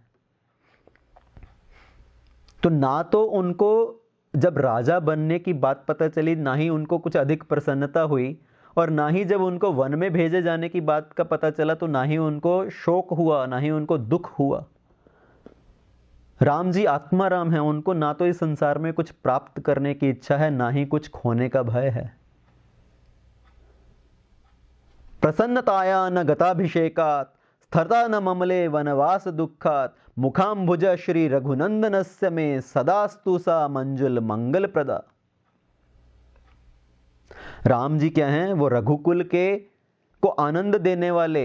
राम जी का जो मुखारविंद है, मुखारविंद की जो शोभा है, ना तो वो राज्याभिषेक का समाचार पाकर, ना ही तो वो शोभा उनके मुख के ऊपर कुछ प्रसन्नता आई, और ना ही वनवास में जाने की बात सुनकर उनके मुख के ऊपर कुछ शोक आया। तो हर परिस्थिति में उनका जो मुख कमल की छवि है वो वैसे ही सुंदर बनी रही। तो भगवान का जो मुख कमल है, उसकी जो छवि है, वो मेरे लिए सदा सब सुंदर मंगलों को देने वाली है। प्रसन्नताया न गताभिषेकात् स्थिता न ममले वनवास दुखात्। ना तो उनको राज्याभिषेक का समाचार पाकर प्रसन्नता हुई, ना ही उनको वनवास का समाचार पाकर कुछ दुख हुआ। तो ये भगवान का शील है, भगवान की मर्यादा है। भगवत गीता में भगवान कृष्ण क्या बोलते हैं? यो न हर्षति न द्वेषति न शोचति न कांक्षति शुभ अशुभ परित्यागी भक्तिमान सह ये में प्रिया। वो व्यक्ति मुझे बहुत प्रिय है जिसको ना तो कुछ हर्ष है ना शोक है, ना ही किसी के प्रति कोई द्वेष की भावना है। शुभ अशुभ परित्यागी। तो इस जीवन में जब हमारे कुछ प्राप्ति होती है तो हमारे हृदय में बहुत आनंद होता है, हम प्रसन्नता से भर जाते हैं, और जब हमसे कुछ चीज़ छिन जाती है तो हमें बड़ा दुख होता है। पर जो व्यक्ति सुख दुख में, हानि लाभ में अपने ऊपर नियंत्रण बनाए रखे कि ये सब भगवान की देन है, जीवन में जो सब चीज़ें आती हैं या जाती हैं ये सब भगवान का अरेंजमेंट है, और पूरी स्थिति में अपने आप को भगवान के शरणागत करके रखता है, तो वही इस जीवन में सुखी रह सकता है। ब्रह्मभूत प्रसन्नात्मा न शोचति न कांक्षति समः सर्वेषु भूतेषु मद भक्तिम लभते पराम। तो जो व्यक्ति हर किसी को समदृष्टि से देखता है, चाहे वो लाभ हानि है या मान अपमान है या सुख दुख है, वही व्यक्ति भगवान को प्राप्त कर सकता है। राम जी अपने चरित्र से हमें सिखा रहे हैं कि चाहे जीवन में जिस तरह की भी परिस्थिति आए, हमें आगे बढ़ते रहना चाहिए जीवन में। राम जी ने कैकेयी माता को प्रणाम किया कि आपने मेरे ऊपर बड़ी कृपा की है जो मुझे वन में जाने के लिए आज्ञा दी है। उन्होंने दशरथ महाराज को कैकेयी माता को प्रणाम किया और वहां से निकलकर कौशल्या माता के भवन में आए। कौशल्या माता राम जी के आने की प्रतीक्षा कर रही थी कि राम जी तैयार होकर सभा में जाने से पहले आशीर्वाद लेने के लिए आएंगे।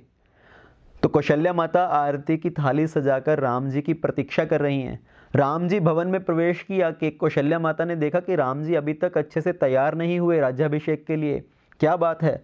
तो राम जी कौशल्या माता के पास आए और बड़े शील से, बड़ी मर्यादा से कौशल्या माता को बोला, पिता दीन मोह कानन राज जहाँ सब भांति मोर बड़ काजू। पिता ने आज मेरे ऊपर बड़ा उपकार किया है, उन्होंने मुझे जंगल का राज्य प्रदान किया है, वो मेरे लिए सब तरह से हितकारी है। ये भगवान राम का शील। अगर किसी पुत्र के साथ किसी पिता ने ऐसा व्यवहार किया हो कि एक पुत्र से सब कुछ छीनकर एक दूसरे पुत्र को दे दिया हो, तो ज़्यादातर पुत्र के मन में पिता के प्रति द्वेष की भावना होगी, क्रोध की भावना होगी। अगर पिता पुत्र को कुछ डांटता है, कुछ उसके ऊपर क्रोध करता है, तो पुत्र है माता के पास जाकर पिता की शिकायत करता है, देखिए पिताजी ने मेरे साथ क्या किया, मुझे डांटा। जब माता डांट दे तो पिता के पास जाकर कंप्लेंट करते हैं। तो आजकल तो यही सब देखने को मिलता है। राम जी क्या सिखा रहे हैं अपने पूरे जीवन में? मर्यादा, कि हर संबंध में, हर कार्य में कैसे मर्यादा होनी चाहिए। राम जी ने कौशल्या माता के पास जाकर ये नहीं बोला कि पिताजी ने सब छीन लिया, आज मैं राजा बनने वाला था, मुझे राज्य मिलने वाला था, मेरा सब राज्य छीन लिया और मेरे छोटे भाई को दे दिया। आज अगर पिता एक पुत्र को कुछ संपत्ति ना देकर दूसरे पुत्र को सब कुछ दे दे तो लोग अपने पिता के ऊपर तक केस कर देते हैं, उनको मारने तक को तैयार हो जाते हैं। राम जी कौशल्या के पास जाकर बोल रहे हैं कि पिता ने मेरे ऊपर बड़ा उपकार किया, मुझे जंगल का राज्य दिया है। आज अगर किसी को कोई जंगल में भेज दिया जाए तो बोलते हैं अरे मेरे ऊपर इतना बड़ा उन्होंने द्वेष निकाला है अपना कि मुझे भेज दिया घर से बाहर, घर निकाला दे दिया, देश निकाला दे दिया, मुझे फेंक दिया जंगल में उठाकर। आजकल हर किसी का इसी तरह का भाव रहेगा। पर राम जी ने कौशल्या को समझाया कि मैं वन में जा रहा हूं, आप मुझे वन में जाने की आज्ञा दीजिए। और जैसे ही कौशल्या माता ने सुना कि राम को वनवास के लिए भेजा गया है, तो कौशल्या ने बोला तुम्हारे पिता ऐसा कैसे कर सकते हैं, मैं तुम्हारे पिता से बात करूंगी, वो तुम्हें वन में कैसे भेज सकते हैं। तब राम जी ने बताया ये वास्तव में पिताजी की नहीं, ये माता जी की आज्ञा है, ये कैकेयी माता की आज्ञा है, कैकेयी माता ने मेरे ऊपर ये उपकार किया है। और कौशल्या ने कहा अगर ये माता की आज्ञा है तो मैं भी कुछ नहीं कर सकती, तो अपनी माता की आज्ञा का पालन करो। पर मुझे गलानी सिर्फ इस बात की हो रही है कि तुम अभी नवयुवक हो, अभी बालक हो। जब कोई बुढ़ापे में आता है तब तो उनका वनवास में जाना उचित है। जब कोई राजा बुढ़ापे में आता है तो उन्हें सब छोड़कर वन को चले जाना चाहिए, उस समय तो ये उचित है। पर तुम अभी युवक हो, बालक हो, इस समय तुम्हारा वन में जाना ये कैसे उचित है? अगर तुम वन में जा ही रहे हो तो मेरे ऊपर एक कृपा करो, मुझे भी अपने साथ वन में ले चलो। राम जी ने कौशल्या जी को समझाया कि मुझे वनवास में जाने की आज्ञा हुई है, आप यहीं पर रहकर पिताजी का ध्यान रखिए। पिताजी शोक में हैं, आप उनको समझाइए, उनका ध्यान रखिए। तो कौशल्या माता ने कहा, तुम वन में जा रहे हो, आज अवधपुरी बड़ी अभागी है। बड़ भागी वन अभद अभागी, जो रघुवंश तुम्हें त्यागी। जो ये वन प्रदेश हैं बड़े ही भाग्यशाली हैं जहां पर तुम जाकर निवास करोगे, और ये अयोध्या बड़ी ही अभागी है जो तुम्हारा त्याग कर रही है। तुम अपनी माता का आज्ञा की पालन करने के लिए वन में जाओ, मेरा आशीर्वाद तुम्हारे साथ है। जितने भी ये वन देवता हैं वो तुम्हारी रक्षा करें। जितने ये वन देवता हैं वो तुम्हारे पिता होंगे, ये वन देवियां हैं वो तुम्हारी माता होंगी, वहां के जो पशु पक्षी हैं वो तुम्हारे चरण कमलों के सेवक होंगे। और जब कौशल्या जी और राम जी बात कर रहे हैं उसी समय पर सीता जी भी कौशल्या जी के कक्ष में आ गई और चुपचाप वहां पर खड़ी हुई हैं। सीता जी वहां पर खड़ी हैं, अपने चरण से, अपने चरण के अंगूठे से भूमि को कुरेद रही हैं। उनके चरण में जो पाजेब है, जो पायल है, उनके नुपुर बज रहे हैं, उनकी ध्वनि हो रही है। और सीता जी सोच रही हैं कि मेरे प्राणनाथ वन को जा रहे हैं, क्या वो मेरी और कुछ ध्यान देंगे कि नहीं देंगे। जब वो जनकपुर में आए थे, मिथिला में आए थे, तो बगीचे में उन्होंने मेरे पायल की आवाज़ सुनकर, नुपुर की आवाज़ सुनकर वो मेरी तरफ आकर्षित हुए। तो क्या अभी भी वो मेरे नुपुर की आवाज़ सुनकर मेरी ओर ध्यान देंगे कि नहीं? क्या मेरे प्राणनाथ भी मुझे अपने साथ भी लेकर जाएंगे कि नहीं, या मुझे यहीं पर रहने की आज्ञा देंगे?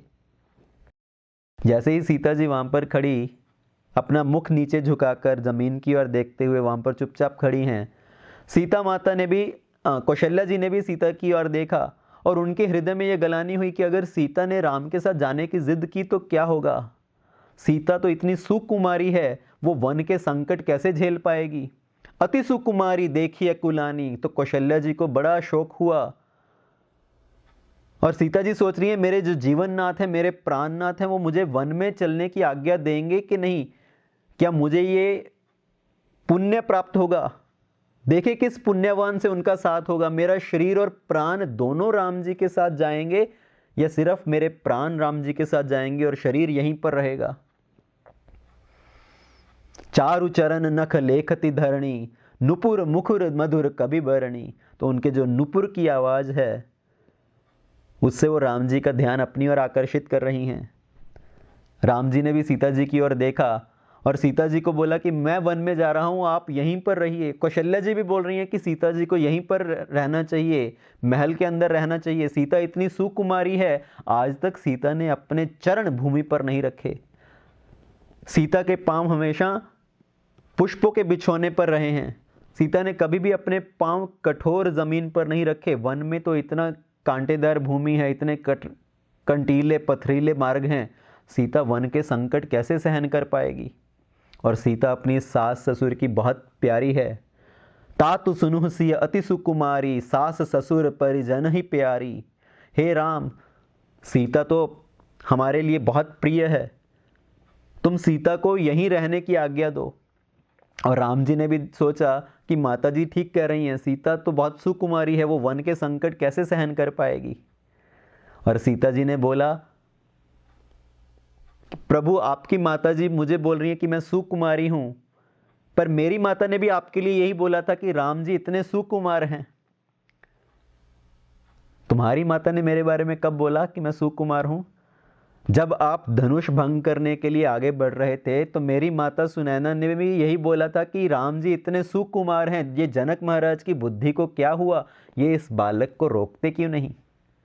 तो उस समय पर मेरी माता ने भी आपके बारे में यही बोला था कि आप सुकुमार हैं। अगर आप सुकुमार होकर वन में जा सकते हैं तो मैं भी आपके साथ वन में आ सकती हूँ। मैं आपसे अलग होकर यहाँ पर नहीं रह सकती। 14 वर्ष के लिए अगर आप मुझे यहाँ पर छोड़कर गए तो इस बात की कोई गारंटी नहीं है कि आपके वापस आने तक मैं जीवित बचूंगी कि नहीं। मैं आपकी परछाई हूं, आप मुझे अपने साथ लेकर चलिए। सूरज कब दूर गगन से, कब चंदा दूर किरण से, खुशबू कब दूर पवन से, कब दूर बहार चमन से।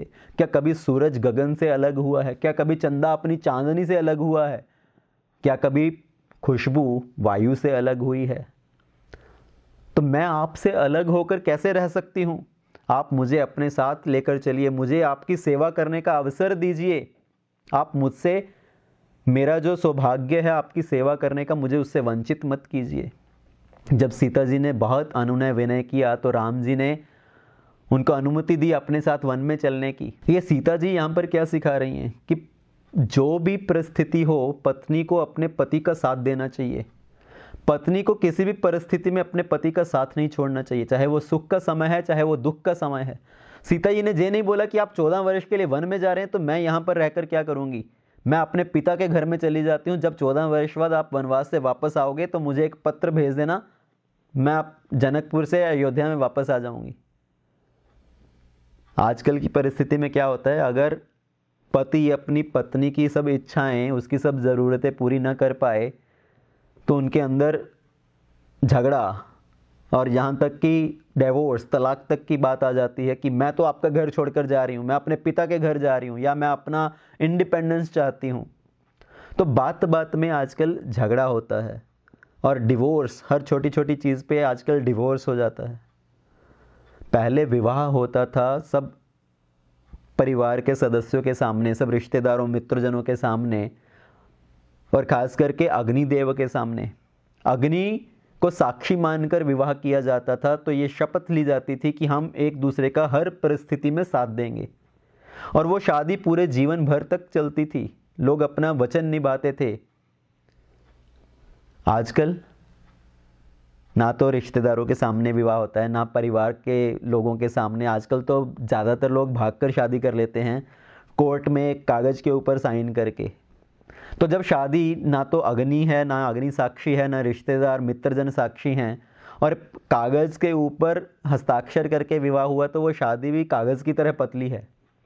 वो बात बात में जैसे कागज़ फट जाता है तो शादी भी वैसे ही टूट जाती है। तो पत्नी को चाहिए हर परिस्थिति में अपने पति का साथ दे। तो सीता जी ने राम जी के साथ चलने का निर्णय किया, राम जी ने उसको स्वीकार किया, और उसी समय लक्ष्मण जी भी वहाँ पर आए। लक्ष्मण जी को यह समाचार मिला कि राम जी को 14 वर्ष के लिए वनवास में जाने के लिए कहा गया है। तो लक्ष्मण जी बड़े क्रोध में भरकर कौशल्या माता के कक्ष में आए। मेरे रहते ये कैसे संभव है? राम जी ने लक्ष्मण जी को समझाया, मैं वनवास के लिए जा रहा हूँ, भरत अयोध्या में नहीं है, तो आप अयोध्या में रहकर अयोध्या का कार्यभार संभालिए, इस नगर का कार्यभार संभालिए। पिताजी शोक में हैं, आप पिताजी को संभालिए, माताजी को संभालिए। लक्ष्मण जी ने कहा, प्रभु मैं तो एक छोटा सा बालक हूँ, मैं इस राज्य का कार्यभार कैसे संभाल सकता हूँ, मैं इस पूरे राज्य का भार अपने कंधों पर कैसे ले सकता हूँ। राम जी ने बोला, जब धनुष यज्ञ में गए थे जनकपुरी में, उस समय तो आप खड़े होकर बड़ी बड़ी बड़ी बातें कर रहे थे।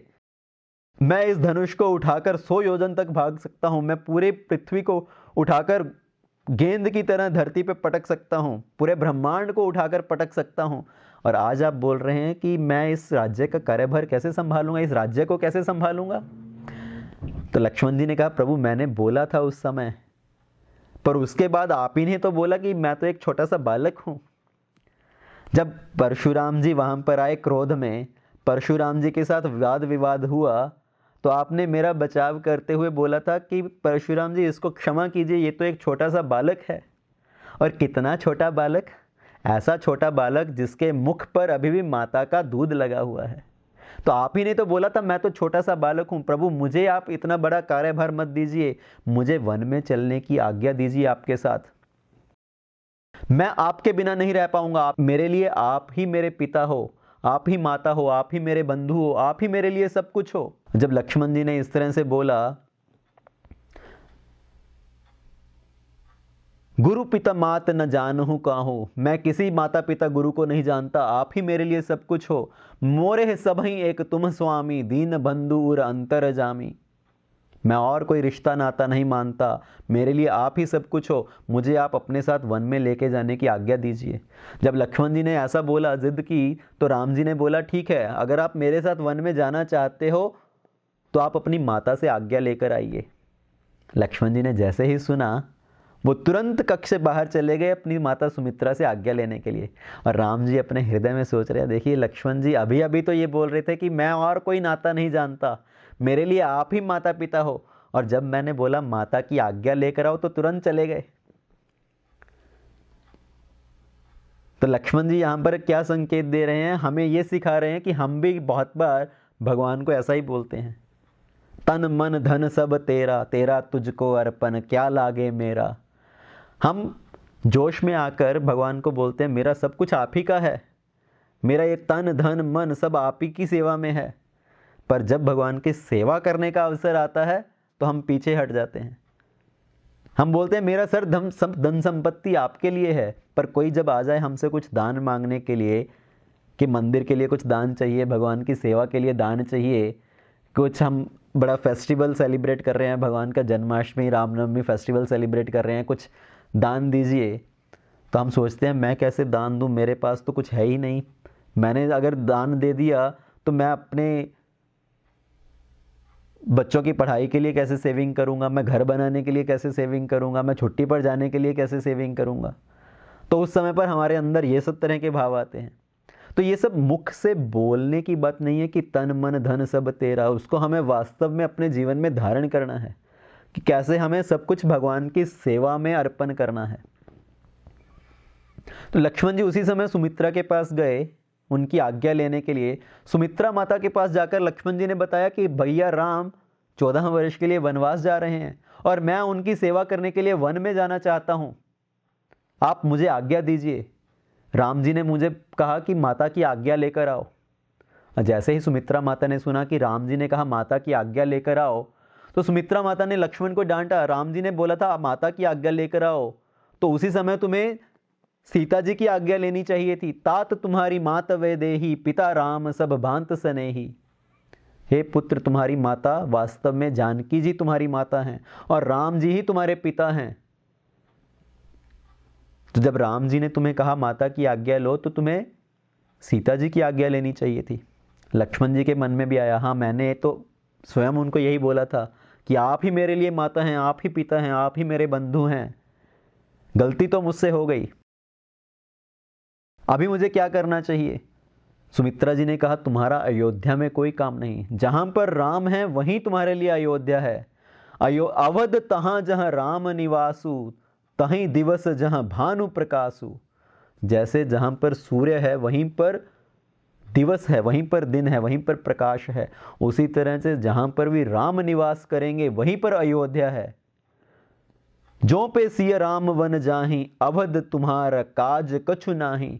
अगर राम और सीता वन में जा रहे हैं तो तुम्हारे लिए अयोध्या में अभी कुछ कार्य बचा नहीं है। तुम्हें भी राम और सीता की सेवा करने के लिए वन में जाना चाहिए उनके साथ। वास्तव में आज मैं धन्य हुई हूं, आज मेरा पुत्र राम की सेवा में, सीता की सेवा में वनवास जा रहा है, आज मैं वास्तव में पुत्र वाली हुई हूं। तो लक्ष्मण जी ने जब सुना कि सुमित्रा ने बोला आज मैं पुत्र वाली हुई हूं, कि मेरा पुत्र राम की सेवा में जा रहा है, तो उन्होंने सुमित्रा जी से पूछा अभी अभी तो आपने बोला कि तुम्हारी माता जानकी है और अभी आप बोल रहे हैं कि तुम मेरे पुत्र हो, तो वास्तव में मैं आपका पुत्र हूं कि सीता माता का पुत्र हूं। सुमित्रा जी ने कहा वास्तव में तुम सीता जी के पुत्र हो, जानकी जी के पुत्र हो, पर मुझे ये सौभाग्य मिला इस धरती पे, इस दुनिया के अंदर तुम्हें लेके आने का, उस नाते से मैं तुम्हारी माता हूं, पर वास्तव में तुम्हारी माता जानकी है। जैसे अगर कोई व्यक्ति दूध लेने के लिए जाए, दूध वाले से पूछे, दूध वाले को बोले कि मुझे 1 लीटर दूध दे दो, और दूध वाला अपने पुत्र को या अपने नौकर को बोले कि इन्हें 1 लीटर दूध दे दो, और उनका पुत्र उनसे पूछे कि मैं इनको मटके का दूध दूं कि लोटे का दूध दूं, ये वास्तव में दूध मटके का है कि लोटे का है? ना तो वो मटके का दूध है ना लोटे का दूध है, वास्तव में तो वो गाय या भैंस का दूध है, पर क्योंकि वो मटके में या लोटे में रखा गया इसलिए उनका नाम उसके साथ जुड़ गया। तो उसी तरह से सुमित्रा जी बोल रही हैं, क्योंकि मैं तुम्हें इस दुनिया में लेकर आने के लिए एक इंस्ट्रूमेंट बनी, तो मेरा नाम तुम्हारे साथ जुड़ गया है कि मैं तुम्हारी माता के नाम से संबोधित होती हूँ। वास्तव में जानकी जी ही तुम्हारी माता हैं, जानकी जी ही पूरे सबकी माता है, जगत जननी है। तात तुम्हारी मात वेदेही, पिता राम सब भांत सनेही। तो तुम्हें उनकी सेवा करने के लिए वन में जाना चाहिए। आज मैं पुत्र वाली हुई हूं, आज मैं भाग्यशाली हुई हूं कि मेरा पुत्र राम जी और सीता जी की सेवा करने के लिए जा रहा है। पुत्रवती जुगती जग जो सोई, रघुपति भगत जासु सुत होई। इस संसार में वास्तव में वही पुत्र वाली है जिनका पुत्र भगवान राम की सेवा कर रहा हो। अगर किसी का पुत्र भगवान का सेवा नहीं करता, भगवान का भक्त नहीं बनता, तो उसको पुत्र पैदा करने के बजाय एक पत्थर पाल लेना चाहिए। 9 महीने पुत्र को अपनी कोख में रखने से अच्छा है कि वो एक पत्थर पाल ले।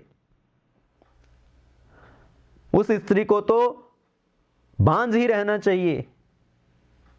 तो सुमित्रा माता इस जगत की नारियों को, जगत के माता पिता को बड़ा अच्छा संदेश दे रही हैं कि हमें अपने पुत्र पुत्री को वास्तव में भगवान का भक्त बनाना चाहिए, ना कि ये भाव होना चाहिए कि अभी तो वो इस संसार के सुख सुविधाओं को भोगें, मौज मस्ती करें, जब बुढ़ापा आएगा तब जाकर भगवान की भक्ति करना। जीवन का जो असली उद्देश्य है भगवान की भक्ति करना, भगवान के प्रति प्रेम प्रकट करना। तो सुमित्रा जी ने लक्ष्मण जी को बड़ी अच्छी शिक्षा दी कि तुम वन में जाओ और अपने मन वचन कर्म से राम जी की और सीता जी की सेवा करो। तुम्हारे मन में किसी तरह का कोई राग द्वेष की भावना नहीं आनी चाहिए। वास्तव में राम जी वन क्यों जा रहे हैं? ये मत समझो कि कैकेयी ने राम जी को वन में जाने का आदेश दिया है इसलिए राम वन में जा रहे हैं। तुम्हारे भाग राम वन जाहि, दूसरा हेतु तात कछु नाही। हे पुत्र, इसके पीछे और कोई दूसरा कारण नहीं है, सिर्फ एक ही कारण है कि राम जी तुम्हें सेवा करने का अवसर प्रदान कर रहे हैं। तो तुम वन में जाकर उनकी अच्छे से सेवा करो। राग रोष ईर्ष्या मधुमोही, जनि सपुन इनके वश होही। तुम्हारे हृदय में कोई राग द्वेष क्रोध की भावना नहीं आनी चाहिए, यहां तक कि स्वप्न में भी ये भावना तुम्हारे हृदय में नहीं आनी चाहिए। लक्ष्मण जी ने जब ये सुना तो लक्ष्मण जी ने कहा कि मुझे अपने मन के ऊपर पूरा भरोसा है, पूरा वश है मुझे अपने मन के ऊपर कि मेरे हृदय में ये सब काम क्रोध लोभ की भावना नहीं आ सकती। पर सपने के ऊपर किसका वश है? जब कोई व्यक्ति नींद में है तो स्वप्न में तो कुछ भी तरह का विचार आ सकता है। और आज आपने मुझे ये आज्ञा दी है कि सपने में भी मेरे हृदय के अंदर ये सब विकार नहीं आने चाहिए। तो आज मैं एक शपथ लेता हूं कि मैं 14 वर्ष तक सोऊंगा नहीं। आज से मैं राम जी की सेवा में नियुक्त रहूंगा और 14 वर्ष तक सोऊंगा भी नहीं। तो ये वास्तव में एक भूमिका बनी। लक्ष्मण जी ने ये व्रत लिया कि वो 14 वर्ष तक सोएंगे नहीं, क्योंकि आगे चलकर उनको मेघनाथ का वध करना है। मेघनाथ को ये शक्ति प्राप्त थी, ये वर प्राप्त था कि उनका वध वही कर सकता है जो 14 वर्ष तक सोया ना हो। तो ये सब जो भूमिका बनी, राम जी पूरे कथाकार हैं, पूरी कथा को लिखने वाले हैं, उसका निर्देशक हैं, उसके डायरेक्टर हैं और खुद उसमें भूमिका निभा रहे हैं। तो लक्ष्मण जी ने ये शपथ ली और सुमित्रा माता जी से आज्ञा लेकर वो राम जी के साथ वन में जाने के लिए वापस आ रहे हैं। और उनके मन में ये विचार आ रहा है कि अगर उर्मिला को पता चलेगा तो उर्मिला के हृदय में क्या भावना होगी। उर्मिला ने अगर बोला कि मुझे भी आपके साथ वन में जाना है, राम जी अपनी पत्नी सीता को लेकर वन में जा रहे हैं, तो आप भी अपनी पत्नी उर्मिला को लेकर वन में चलिए। अगर उर्मिला ने मेरे साथ जाने की जिद की तब मैं क्या करूँगा? और लक्ष्मण जी ये सब सोचते हुए आगे बढ़ रहे थे तो उर्मिला जी के कक्ष के सामने से निकले। और उस समय उर्मिला जी अपने कक्ष का द्वार खोलकर बाहर आई। उर्मिला जी को ये समाचार प्राप्त हो चुका था कि राम जी और सीता जी वन को जा रहे हैं और मेरे पति लक्ष्मण जी भी उनके साथ वन में जाने के लिए बोल रहे हैं। तो उर्मिला जी बाहर आई कक्ष से, अपने हाथ में आरती की थाली लेकर अपने पति को राम जी की सेवा में जाने के लिए, उनको तैयार करने के लिए, उनको विदा करने के लिए। देखिए पहले के ज़माने में क्या होता था, जब कोई क्षत्रिय, कोई राजा युद्ध पर जाता था तो उनकी पत्नी उनकी आरती उतारती थी, उनको युद्ध में भेजने के लिए, उनके अपने कर्तव्य का पालन करने के लिए। तो उर्मिला जी ने ऑलरेडी अपने हृदय में सोचा कि मैं अपने पति के जो कर्तव्य हैं उसके अंदर बाधा नहीं बनना चाहती। अगर मैंने अपने पति के साथ वन में जाने का जिद किया तो वो अपने कर्तव्य का पालन अच्छे से नहीं कर पाएंगे, वो मेरा ध्यान रखेंगे या राम जी का और सीता जी का ध्यान रखेंगे। तो उर्मिला जी ने अपने हृदय पर पत्थर रखकर अपने पति को राम जी की, सीता जी की सेवा में जाने के लिए विदा किया। लक्ष्मण जी वापस कौशल्या माता के कक्ष में आए। राम जी ने पूछा, आप माता जी से आज्ञा ले आए? तो उसी समय पर लक्ष्मण जी सीता जी के चरणों में बैठ गए। आप ही मेरी माता हैं, आप मुझे आज्ञा दीजिए, अपने साथ वन में चलने की आज्ञा दीजिए। जब लक्ष्मण जी ने इस तरह से हठ किया, सीता जी से आज्ञा मांगी, तो सीता जी ने लक्ष्मण जी को उनके साथ वन में चलने की आज्ञा प्रदान की। तो राम जी, सीता जी और लक्ष्मण जी तीनों वन में चलने के लिए तैयार हुए। देखिए अभी वनवास हुआ था सिर्फ राम जी का। कैकेयी ने वरदान मांगा था, तापस वेश विशेष उदासी, 14 वर्ष राम वनवासी, कि 14 वर्ष के लिए राम वन को जाएं तपस्वी वेश में। तो वनवास सिर्फ राम जी का हुआ था, एक व्यक्ति का हुआ था, पर जा रहे हैं 3 व्यक्ति, राम जी, सीता जी और लक्ष्मण जी। ऐसा क्यों? क्योंकि अयोध्या के अंदर 3 बीमारियां आ गई हैं। ये 3 बीमारियां क्या हैं? काम, क्रोध और लोभ। दशरथ महाराज के अंदर ये काम की भावना आई, वो कैकेयी के प्रति इतना आसक्त हैं, उसको बुला रहे हैं सुनैनी, सुमुखी, गजगामिनी, मृगनयनी। तो उनके अंदर काम की भावना, कैकेयी के अंदर क्रोध की भावना, वो कोप भवन में जाकर बैठ गई। दशरथ महाराज बोल रहे हैं कि मैंने जीवन में एक बार तुमसे बिना पूछे ये कार्य किया और तुम मुझे इतनी बड़ी सजा दे रही हो। पर कैकेयी ने उनकी एक बात नहीं सुनी। तो कैकेयी के अंदर आया क्रोध। और मंत्रा क्या है? मंत्रा है लोभ। मंत्रा लोभ को दर्शाती है। तो अयोध्या में 3 बीमारियां आई, काम, क्रोध, लोभ। तो जहां पर काम, क्रोध और लोभ हैं, वहां से राम जी का, सीता जी का, लक्ष्मण जी का वनवास हो जाएगा। राम जी क्या हैं? राम जी हैं आनंद, धर्म। सीता जी हैं शांति और लक्ष्मण जी हैं वैराग्य। तो जहां पर काम हो तो वहां पर धर्म नहीं हो सकता, वहां पर आनंद नहीं हो सकता। जहां पर क्रोध हो वहां पर शांति नहीं हो सकती, और जहां पर लोभ हो वहां पर वैराग्य नहीं हो सकता। देखिए या तो लोभ होगा, अगर अटैचमेंट है तो डिटैचमेंट कैसे हो सकती है? तो अगर लोभ है तो वैराग्य का वहां पर क्या काम? तो अगर हमारे जीवन में भी काम, क्रोध और लोभ हैं तो राम, सीता, लक्ष्मण हमारे हृदय में निवास नहीं कर सकते। हमने काम, क्रोध और लोभ को अपने हृदय में बिठा लिया और अपने हृदय से राम जी को वनवास पे भेज दिया है। तो यही राम वनवास है, यही राम वनवास का अर्थ है। तो राम जी, लक्ष्मण जी और सीता जी के साथ वन में जाने के लिए तैयार हुए। दशरथ महाराज ने बहुत समझाने का प्रयत्न किया, पर जब उन्होंने बोला कि आप हमें अपना वचन, आपका वचन निभाने के लिए, आपके कर्तव्य का पालन करने के लिए वन में जाने की आज्ञा दीजिए, तो फाइनली दशरथ महाराज ने सुमंत्र जी को बोला कि आप राम, लक्ष्मण और सीता को रथ पर बिठाकर वन में लेकर जाइए और 1-2 दिन उनको वन दिखाकर वापस ले आइए। अगर उनके हृदय में वन को देखने की इच्छा हो रही है, आप उनको वन में लेकर जाइए, पर जल्दी ही उनको वापस अपने साथ वापस लेकर आइए। तो सुमंत्र जी ने बड़ा अच्छा रथ तैयार किया। राम जी ने अपना सब जो आभूषण थे, अपना सब संपत्ति थी, वो ब्राह्मणों को दान दी और सब कुछ छोड़कर वो वन में जाने के लिए तैयार हुए। पूरे अयोध्या में ये समाचार फैल गया कि राम जी का राज्याभिषेक नहीं हो रहा, उल्टा उनको वनवास में भेजा जा रहा है 14 वर्ष के लिए। तो पूरी अयोध्या की प्रजा राम जी के साथ वनवास में जाने के लिए तैयार होगी कि जहां पर राम जी निवास करेंगे वहीं पर हमारे लिए अयोध्या है। हम भी वहीं पर राम जी के साथ चलकर निवास करेंगे। राम जी ने सबको समझाने का प्रयत्न किया, पर सब लोग राम जी के साथ चलने के लिए तैयार हैं। सुमंत्र जी ने राम, सीता, लक्ष्मण को अपने रथ पर सवार किया और उनको लेकर चले, तो पूरी अयोध्या वासी पीछे पीछे, रथ के पीछे पीछे चल रहे हैं। और सुमंत्र जी रथ को चलाते चलाते तमसा नदी के किनारे पर पहुंचे। राम जी ने सुमंत्र जी को निर्देश दिया कि आज की रात हम यहीं पर निवास करेंगे, तमसा नदी के किनारे। सब लोग यहीं पर विश्राम कीजिए और कल सुबह हम आगे का सफ़र तय करेंगे। तो सब लोग वहीं पर विश्राम करने के लिए लगे।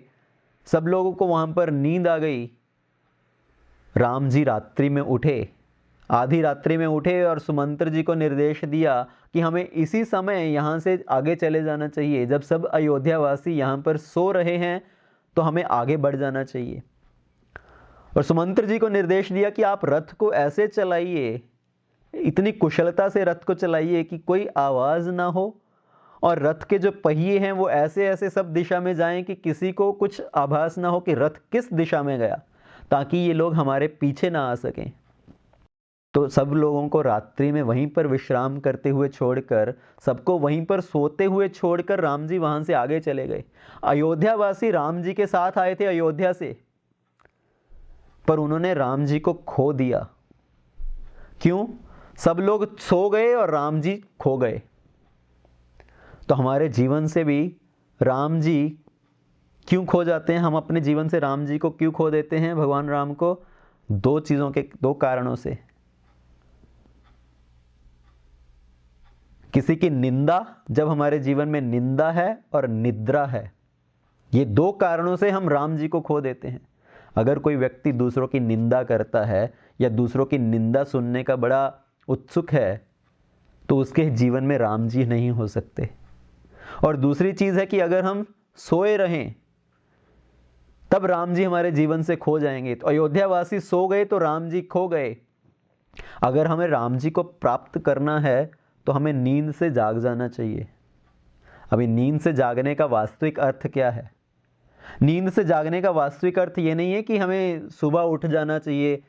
हम जैसे बोलते हैं कि सुबह जल्दी उठो। सुबह उठना एक बात है, पर वास्तव में नींद से जागने का अर्थ क्या है? नींद से जागने का अर्थ है जब हमारे जीवन से जो भौतिक इच्छाएं हैं, जब हम उन इच्छाओं का त्याग कर दें और अपने जीवन के वास्तविक उद्देश्य की तरफ जागरूक हों, तो वो है नींद से जागना। तो जीवन की किसी भी अवस्था में जब हम अपनी इच्छाओं का त्याग करके हमारे अंदर जब वैराग्य की प्राप्ति हो, भक्ति की प्राप्ति हो, हम भगवान को अपने जीवन में प्राप्त करना चाहें, तो वो वास्तविक जागना है। इसलिए बोलते हैं जब जागो तभी सवेरा। उसका अर्थ ये नहीं है कि सुबह आप जितने बजे भी सोकर उठो, चाहे 10 बजे सोकर उठो, चाहे 11 बजे सोकर उठो, तो जब जागो तभी सवेरा। तो लोग उसको इसी भाव में लेते हैं। इसका वास्तविक अर्थ है कि आप जीवन में जिस समय पर भी अपने जीवन के उद्देश्य के प्रति जागरूक हो जाए, तभी जीवन में सवेरा है। तो यही जीवन में वास्तविक जागने का अर्थ है।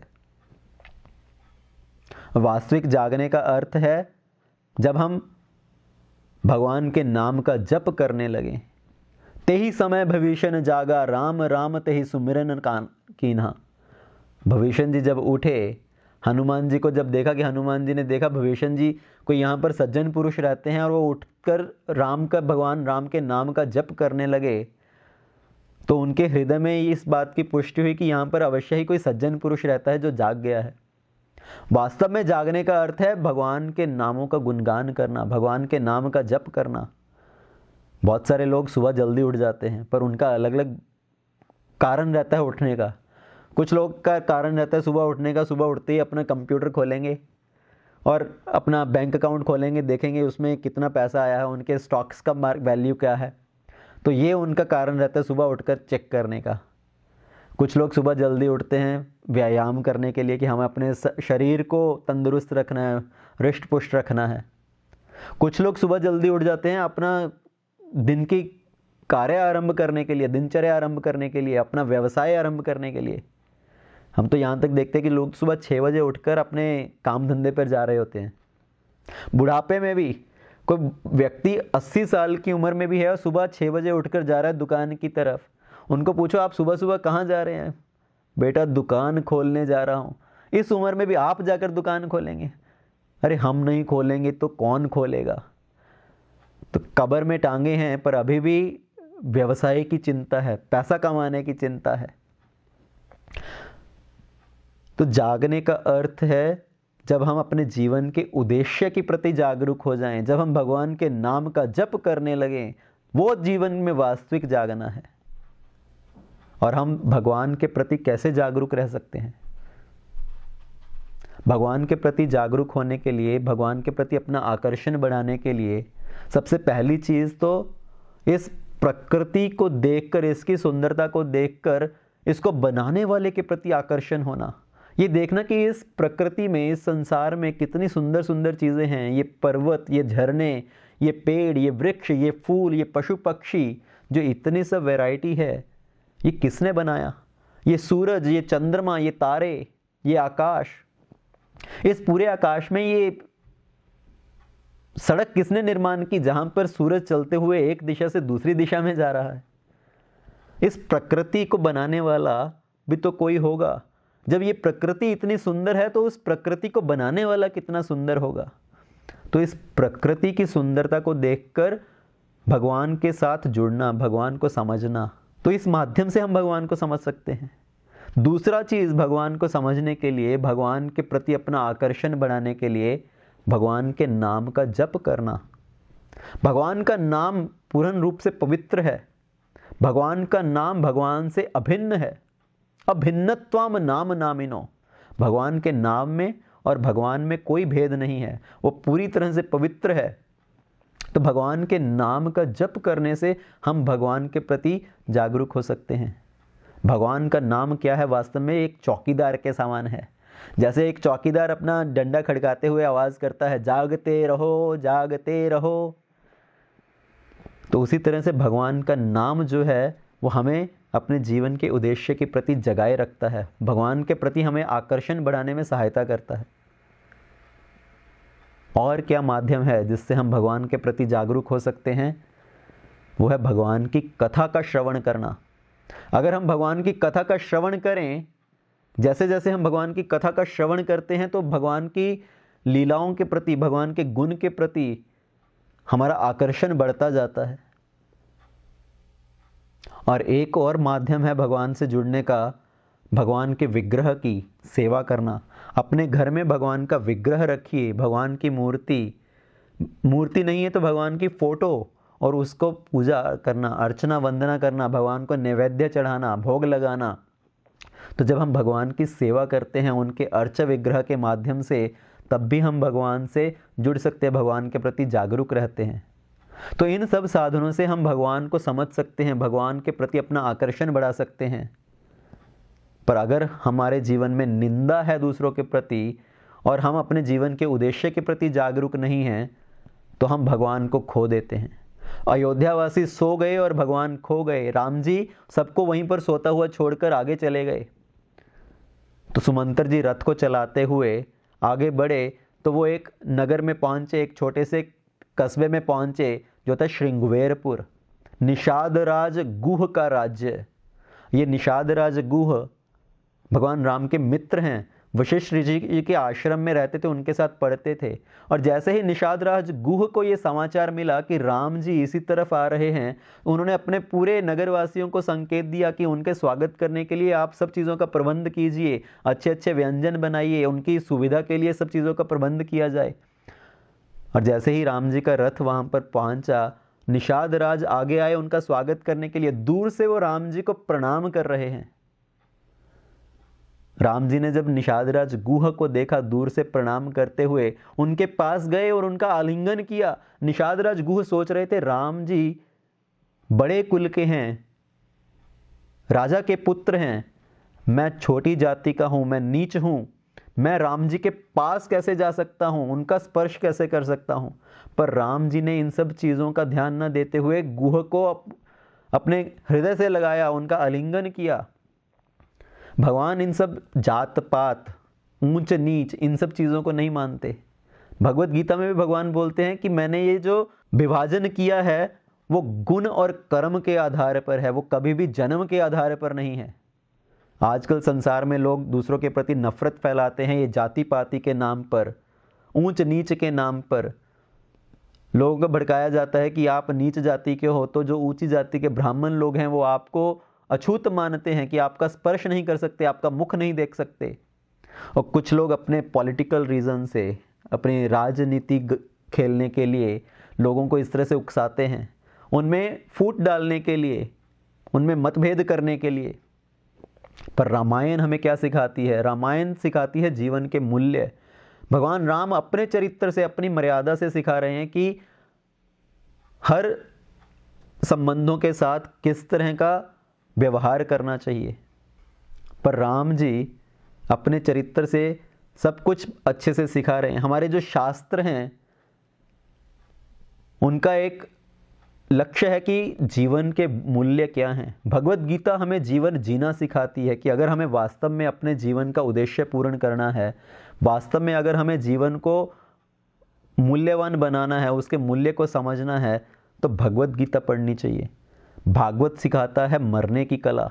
परीक्षित महाराज ने सुखदेव गोस्वामी जी से प्रश्न किया कि अगर कोई व्यक्ति मृत्यु के कगार पर है, मृत्यु होने वाली है उसकी, तो उसके जीवन का क्या लक्ष्य है, उसका क्या उद्देश्य है, उसको क्या करना चाहिए। और रामायण सिखाती है कि हमें कैसा व्यवहार करना चाहिए। एक पुत्र को पिता के प्रति, माता के प्रति, अपनी पत्नी के प्रति, अपने भाई बंधुओं के प्रति, मित्र के प्रति, गुरुजनों के प्रति और समाज के प्रति, अपनी प्रजा के प्रति किस तरह का व्यवहार करना चाहिए। तो शास्त्र हमें सब तरह की शिक्षा प्रदान करते हैं। तो राम जी ने गुह का जो स्नेह था, राम जी की सेवा करने का जो भाव था, उसको स्वीकार किया। गुहा ने सबको बोला था कि आप अच्छी अच्छी सब सामग्री लेकर आइए राम जी की सेवा करने के लिए। गुहा ने राम जी को बोला कि आप 14 वर्ष के लिए मेरे राज्य में निवास कीजिए, आप मेरे राज्य के राजा बनकर रहिए, मैं आपका सेवक बनकर रहूँगा। राम जी ने कहा मैं 14 वर्ष के लिए वनवास में जा रहा हूँ, मैं किसी राज्य के अंदर प्रवेश नहीं कर सकता। अगर आप वास्तव में मेरे लिए कुछ करना चाहते हैं तो आप अपने नगर के बाहर यहीं पर मेरे लिए विश्राम करने का प्रबंध कीजिए। अगर आप मुझे कुछ भेंट करना चाहते हैं तो सिर्फ कंद मूल फल भेंट कीजिए।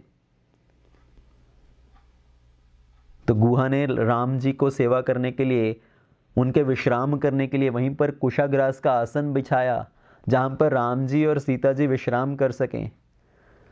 रात्रि को राम जी और सीता जी उस कुशाग्रास के आसन पर विश्राम कर रहे हैं। सीता जी राम जी के चरण दबा रही हैं और लक्ष्मण जी उस समय वहां पर खड़े होकर गुहा से वार्तालाप कर रहे हैं। गुहा के हृदय में इतना शोक भावना है राम जी की ये स्थिति देखकर कि कहाँ तो राम जी एक राजा के पुत्र, एक महल में रहने वाले, सब सुख सुविधाओं के साथ रहने वाले, और यहाँ पर आज उनको एक घास के बिछोने पर आराम करना पड़ रहा है।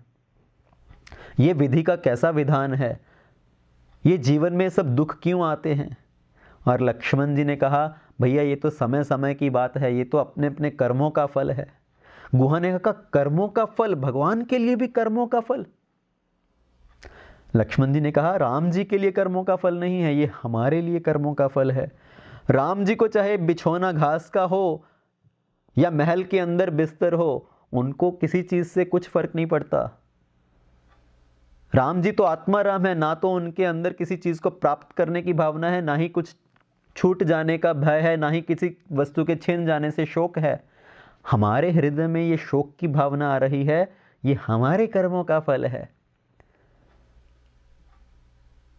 तो राम जी, सीता जी वहां पर विश्राम कर रहे हैं और लक्ष्मण जी और गुहा का आपस में वार्तालाप हो रहा है।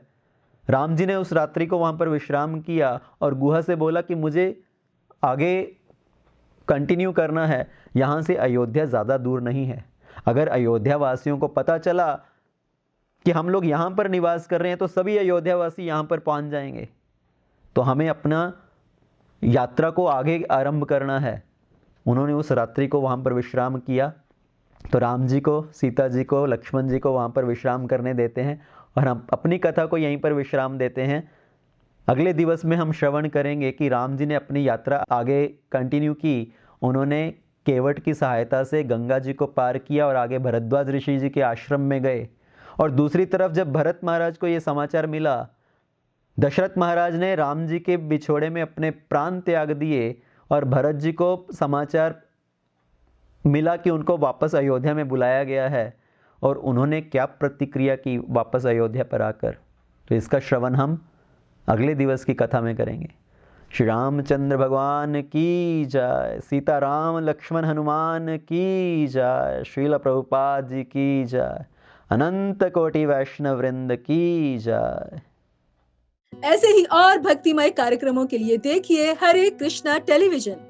इसे प्राप्त करने के लिए आप अपने केबल अथवा DTH ऑपरेटर से संपर्क करें तथा और अधिक जानकारी के लिए आज ही डायल करें 8767 845 845।